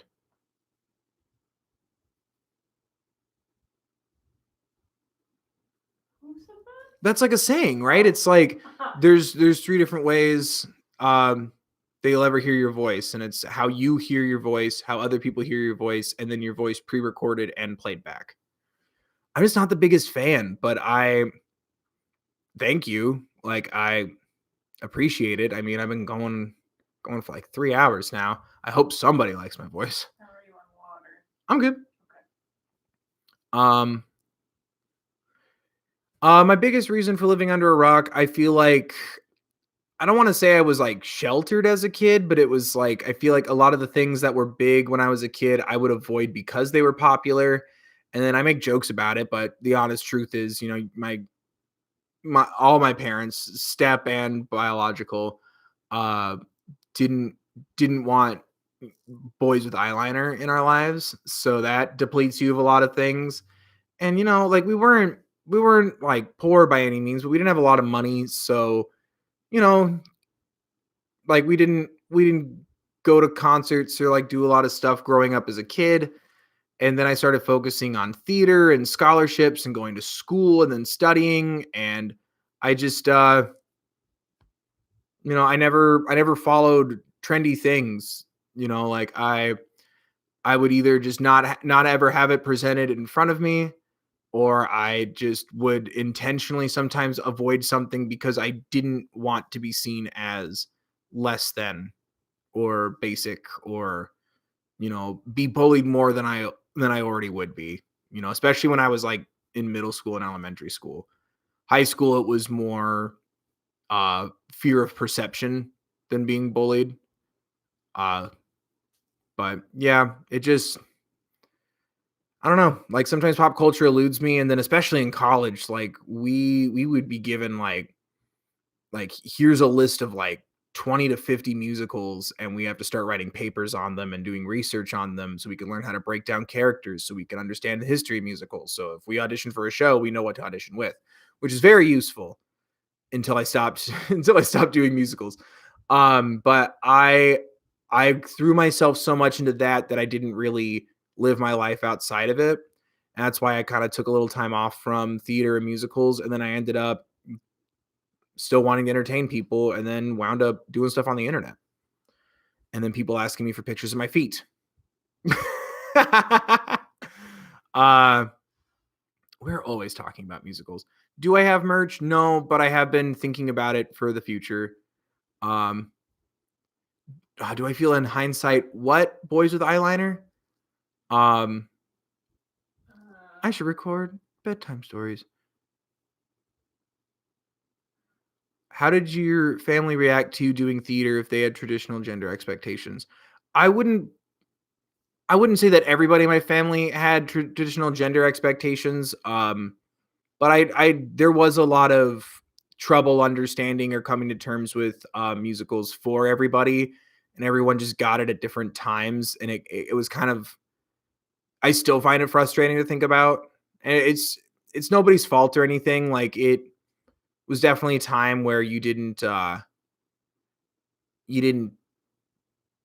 no one's feelings mattered, in the early 2000s, especially if you were like under the age of, like, I'd say 25, 28. Um, I would love to do more live streaming, and I think I will pick another date soon. I do have one vaguish idea. Still waiting to see those feet. You're never gonna see my feet. Um, I do want to do more live streaming. It did take some people in my family longer than others. Uh, and I could see some people, like, actually in my family, making an effort. Like, I have people in my family who are musicians, and so when I took an interest in musical theater, they started showing me music. And that's actually, it's weird. I want to do a video one day about how the Trying to Stand series makes sense for who, like, when I sit down and break down myself, put that mirror on me, like sitting down and checking out new music. Um, uh, like talking about lyrics and about like musical qualities and invoking emotion through sound. And some people, it took a longer time uh to come to terms with it, you know. And things are better now. And I think a big part of it is, and the same thing goes for a lot of people that I know. I think a lot of people's parents, when they don't have that kind of interest in art or entertainment, they see it as, well, if you're not Meryl Streep, you're not successful, if that makes sense. Um, and like, people don't think about like the actors you've seen in like 3 or 4 TV shows, but then they do theater and a bunch of movies and stuff that you've never seen. Like, there's tons of people that work, like, I have one of my best friends wanted to be a director, and now he's, a constantly working unioned assistant editor, and he still, works on scripts that he wants to pitch and movies that he wants to direct or projects he wants to direct, but he makes his living from editing. And it's like, there's so many different avenues for entertainment. Case in point, I'm not Meryl Streep. I'm not on Broadway. And yeah, I have a day job still, but I'm starting to grow a presence on the internet. And I never thought that was something that would be for me, which also is unfortunate because I think I was like one of those years where it was perfectly, the internet videos became a thing, like, right as I was like committed to college and not on the internet that much. But yeah, I just think it's just a lack of understanding I think a little bit of it is gender roles, or moving from a more blue collar life to a more expressionist one. And nothing's wrong with that. It's just sometimes decoms do kind of hit a little close to home. Um, but if it takes somebody some time, it takes somebody some time. And if they're being toxic or negative presence in your life, it's perfectly acceptable to establish your boundaries and give each other a little distance so you can figure out if it's worth being in each other's lives like that. Um, but yeah, it took some people longer than others. Uh, yeah, all you should aim to be when you grow up is happy. Um, don't ever feel silly by being emotionally moved by music. All the cool kids cry when they listen to music. Also, that's the whole point of music, is to share a feeling, no matter which feeling that is. Um, yeah, I think it just takes people some time, and I think a lot of it just comes from fear, and it definitely made me angry when I was younger. And then the more time you spend on this earth and the more experience that you just gain, I'm not going to say the number of your age dictates emotional intelligence, but experience does. Because, like I said, you can go 100 years in a single year, depending on your experiences.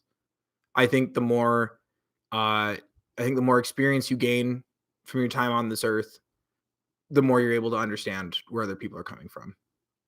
Uh, Favorite Kingdom Hearts soundtrack / song. Ooh, don't you do that to me. I really love the Halloween Town theme. I also love Face My Fears and Always Simple and Clean. I remember asking my brother to burn me a CD with Simple and Clean on it, and I would listen to it all the time. Favorite color is dark blue. I also like green, mostly like an olive green, gray and black, but blue all the way. That was between me, my brother, and my sister. My brother was always red stuff. My sister was pink or purple. So eventually my brother became green instead of red, but I always stayed a variation of blue. Um, Favorite exotic animal. Um, I don't know. I've always been fascinated by those lizards that can like run on water. I have not. I've tried playing D&D. My brother always tries to get me into it, and he always gives it his best shot. But I just always feel like I said this earlier in the stream. I always feel like I'm in like an acting or an improv class, and just I feel like I have to perform. It doesn't relax me. That's not a bad thing though. Um, uh, my favorite Adventure Time character. I really love. We've talked about it a little earlier. I love Finn and Marceline. I love Marceline's music the most. I feel like Finn and I have a lot in common in our stories. A predominant portion of my family isn't blood related to me. Um, you mentioned earlier that you like creepy stuff. What's been your favorite horror film in the last decade? I don't even know if this counts anymore because it's 2020. Paranormal Activity, the first one. It was everything that I had seen or read about when people described what it was like to see The Exorcist in theaters. Like, people were screaming and then people were sighing with relief when it was daylight. Like, it was amazing. Um, what's another one I really liked? It's been a while. Cause like I like The Conjuring. I hate what it's become. I hope Conjuring 3 is good. I did get to see the actual evil chair at the Zach Baggins Museum in Vegas. That's what we did when Gaga canceled. It was nowhere near as good as a Gaga show, but it is a good time if you ever want to go and check out some spooky stuff. I do need to watch Midsommar. I don't know how to say it, but I do need to watch that movie. It's been on my list for so long, and it's on Amazon Prime right now. Not sponsored. I need to check that out. As far as my guilty pleasure of enjoying bad movies that are so bad they're good, movies such as The Room or Troll 2. My favorite, some of my favorites there have been Zombie Nation by Yuli Lamel, rest in peace. He was a Lionsgate filmmaker in the early 2000s. I also love the Bad Ben franchise, which I think is still on Amazon Prime. He's also launching his own streaming. He's also launching his own streaming service. Check out Bad Ben on Amazon if you ever. Oh man. Oh yeah, that's a Deadpool King of the Hill hybrid. The character designer from King of the Hill was at C2E2, and I picked that up. I love it. He's it's Gribpool. He's throwing pocket sand. It's great. I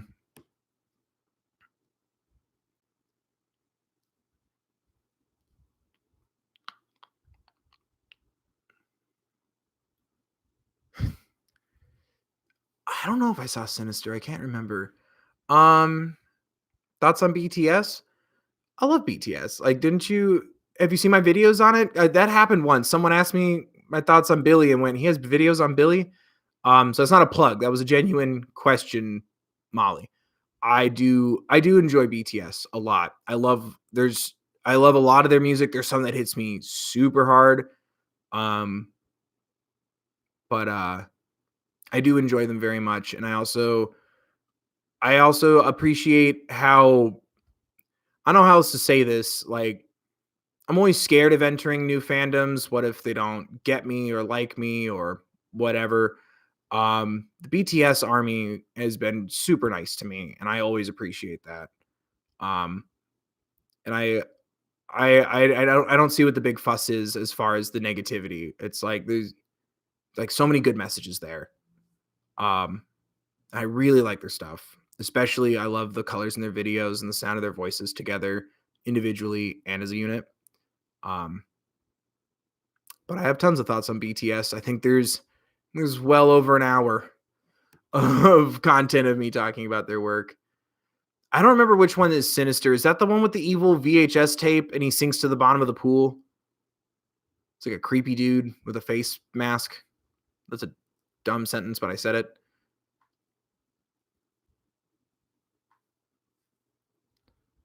I don't think I've run into a toxic fandom per se, but there have been times where I feel like I've been kind of like, especially on like social media, it's like, let's flood this guy with suggestions to do a video, and it kind of freaks me out because I'm like, that's a lot of pressure, and I don't want to like upset people if I don't do it right away or I don't do the right songs, or and not to I'm not encouraging anyone judge other fandoms, especially like, a lot of times people, I wish everyone wasn't so defensive of the music they liked. Like, I wish we were more accepting of like the fact that we like other things, because end of the day, all music is the same thing. It's all people trying to illustrate and share in an experience through performance in music and understanding that. Music comes from a thought or an emotion that builds up so much inside of you that it has to come out. It's expression. I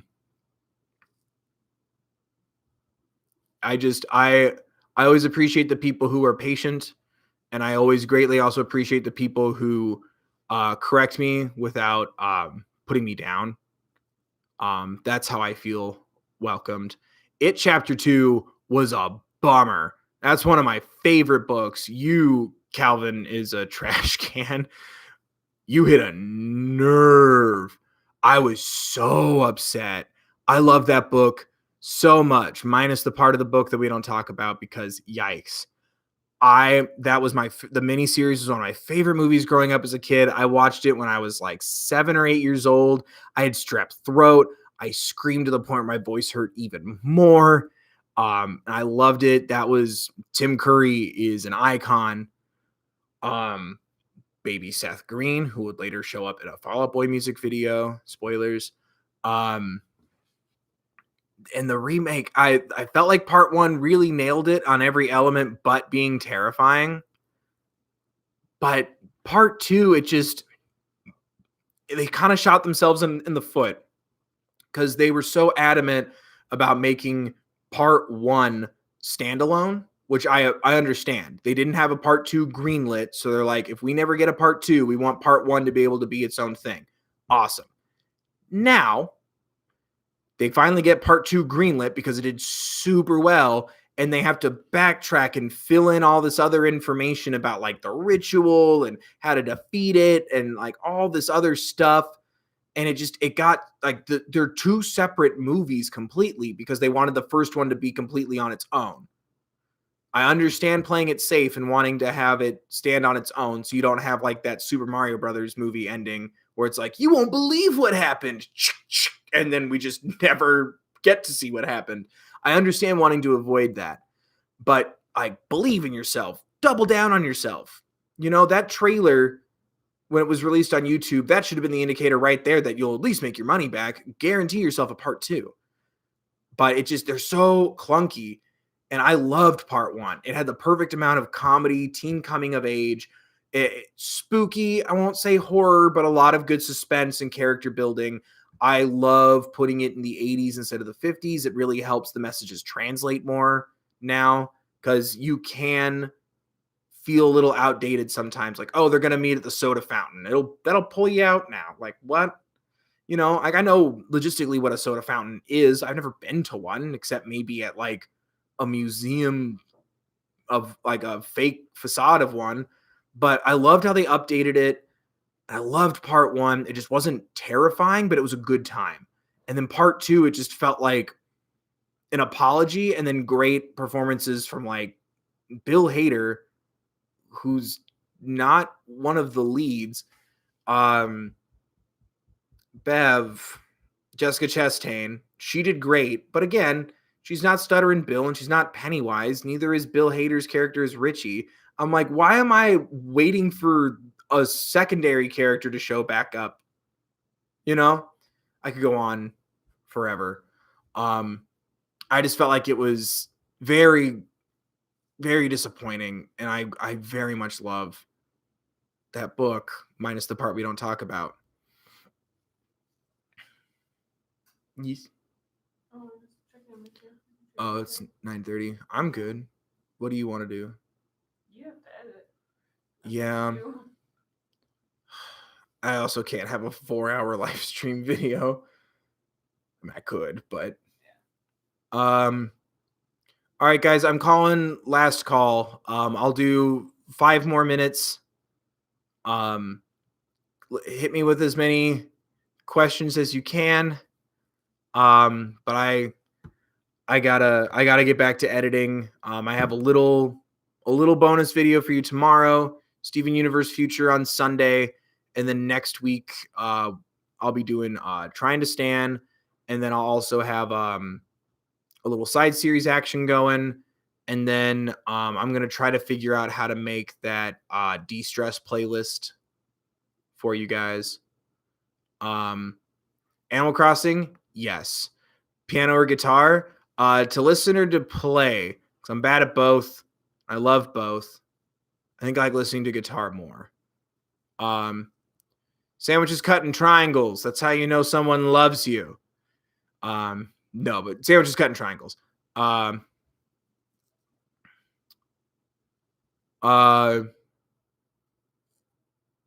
not listened to that song. I have not heard of that band. See, I don't want to get into specifics because this is all suggestions are being written down throughout, which that's another reason why I have to stop is I think Alana's been writing down suggestions for 3.5 hours. I do like Animal Crossing. Apple juice over orange juice, but orange juice is more important. I drink it more. Favorite podcast, my old one that's dead now. The Try Guys podcast and Fat Man Beyond. I do like Animal Crossing. I always have the agenda or I guess hope. It's always on my agenda. It's always a hope to do YouTube full time in the future, but we got to get to that part first. I would love to get to that point. First step is that magic number I refuse to jinx myself on and say out loud. Favorite Try Guy? Steve.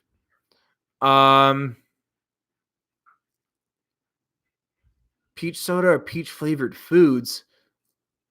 What? Peach flavored foods. I don't think I've ever had peach soda. Um, what do I want in my PO box? Support and kindness. Uh, peaches or plums. I see you. I like strawberries. Um, yeah, Steve. There's two of them. Sweet and savory. I will not pick one over the other.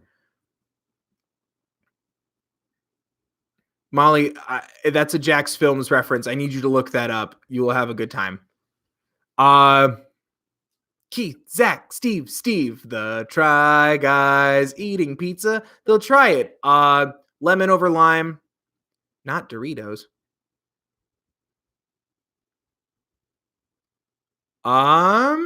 I think a lot of people are catching on to what the abandoned series that's coming back on Thursday. Minecraft, never played it, but I would if people wanted that. Um, I knew it was Jack's Films. Believe in yourself.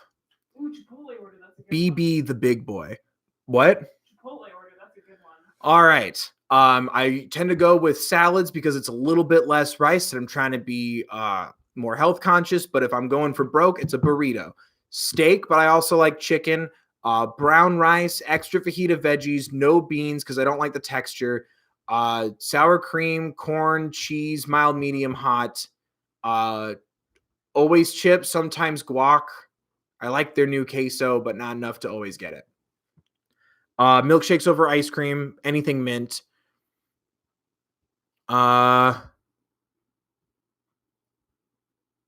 Chocolate over vanilla, but I like toppings.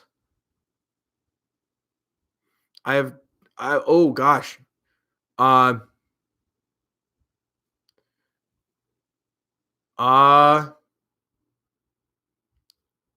Favorite fast food place? That depends on where I am. If I'm back home, I like going to Ivar's. I like In-N-Out. I like Taco Time. That's all. This is West Coast. I'm homesick. If you're ordering a burger, how would you make it made and what would be on it? I think medium's a good way to go. Just helps keep the integrity of the burger while still staying juicy. I always have to have cheese. I'm a cheeseburger guy. I would do onion, tomato, lettuce, dill pickle, never sweet, grilled mushrooms if I can get it, and bacon, and then something spicy, jalapeno, a spicy sauce, something like that. Have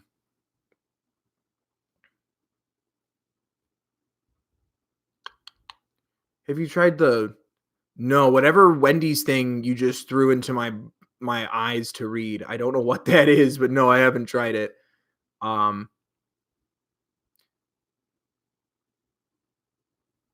Appreciate the food preferences. Me too. These are easy questions. If you can meet anyone, who would it be? That's tough. Damn.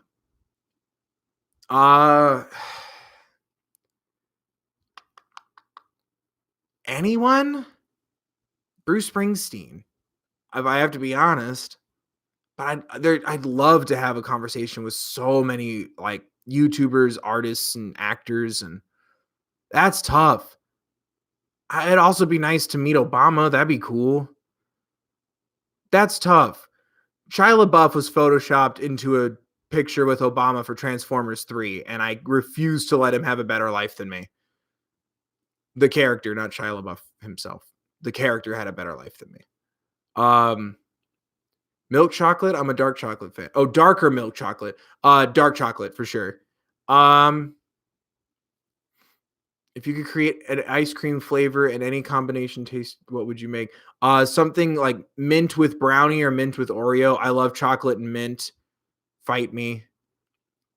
I do think Steven could benefit from therapy. Ultimately, I do believe that it is your decision to do therapy. So need is an intense word, but I do think he could benefit from someone, an objective third part or non-objective third party.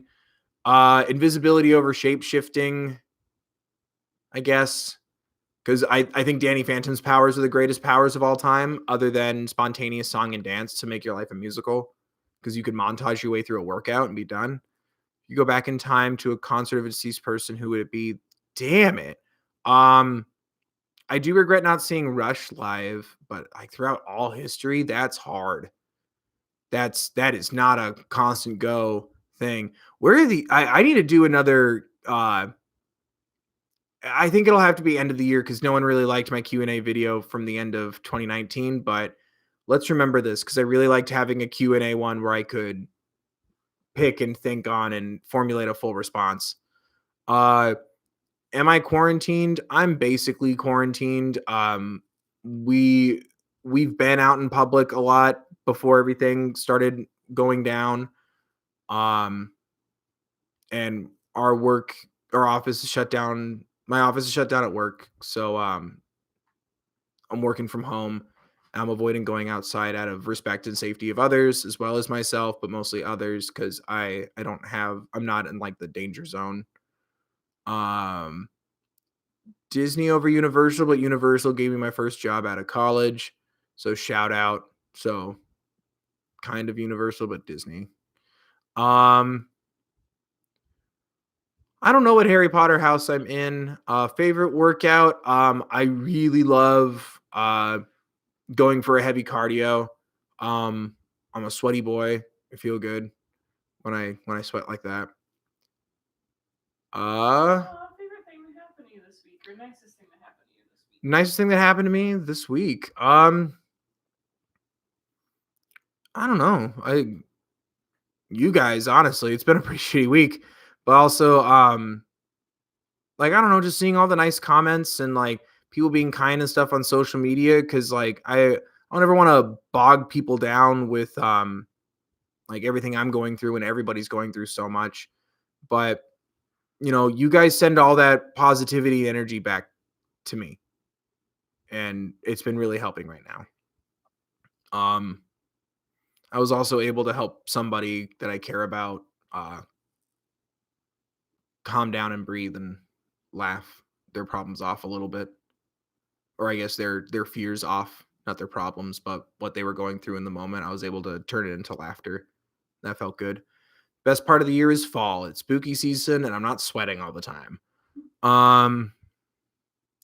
What type of gem do I think I'd be? I mean, I'm a thick boy, so I guess an amethyst, right? Or quartz, right? Right? Amethyst was a quartz. I think so. You must be right. I think I'd be a soldier, I do like In-N-Out a lot. I just can't eat it in large abundance and the fries bum me out. Oh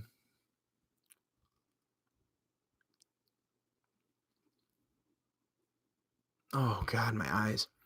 We should take one more and probably. Oh god. Jaws over Sharknado because the Jaws sequels are better than the Sharknado sequels. Nice. TTS Sharknado. I haven't seen them all. I think I've only seen the first like two. Oh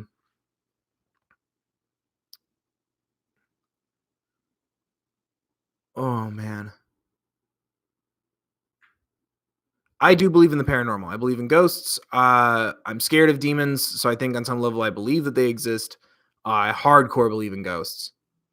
Coffee over tea, but I would never say no if a cup is ready of tea. You're welcome. I'm glad the stream could help. Favorite show at the moment? Me. No. Claire from the Bon Appetit Test Kitchen. I'm also very much enjoying Adventure Time. Steven Universe Future will probably become my favorite show at the moment once it ends and I can wrap my mind around how it ends because right now I'm just so stressed, but I love it. It's stress from investment. But yeah, guys, thank you so much for hanging out with me. Oh my god, we almost hit the 4-hour mark anyway. Oh my god. I'm gonna leave the stream up in case there was something that you might have missed or we talked about earlier. I have had a lot of paranormal experiences. I would love to talk about that, especially next time. I promised myself that I would get back to editing. I really want to get this extra video out tomorrow. It's just a little trying to stand to hold everybody over. I'm trying to, like I said, get a handle on my day job schedule so I can make more extra content, but I will also have my Abandoned Side series will be happening, and that starts, I think I'm going to start it on either Thursday or Friday of next week. I hope you guys enjoy it. I'm going to try to do an even balance of music and bonus content being music as well as other things. But I hope you enjoy the other things as much as you enjoy the music. And while you're looking for stuff you want to check out, I do a bunch of different things of music on the channel. It would make me happy if after you're done checking in with yourself and others and making sure everything's okay, listen to a new artist. That's my favorite part of this channel, and I love seeing when people do that. But most of all, guys, I just want you to stay healthy. I want you guys to stay on top of yourselves, the people around you, each other. Be mindful of everybody. Make sure you're doing okay. Take breaks when you need to. Check in. And remember, give yourself permission to feel what you're feeling as long as you're being respectful to yourself and others. I appreciate each and every one of you guys. Thank you so much for hanging out with me. You made my day a lot better. I hope it made yours too. Whether you were here for a minute or for 4 damn hours. Thank you so much, you guys. I'll see you guys soon. Take care of yourselves, please.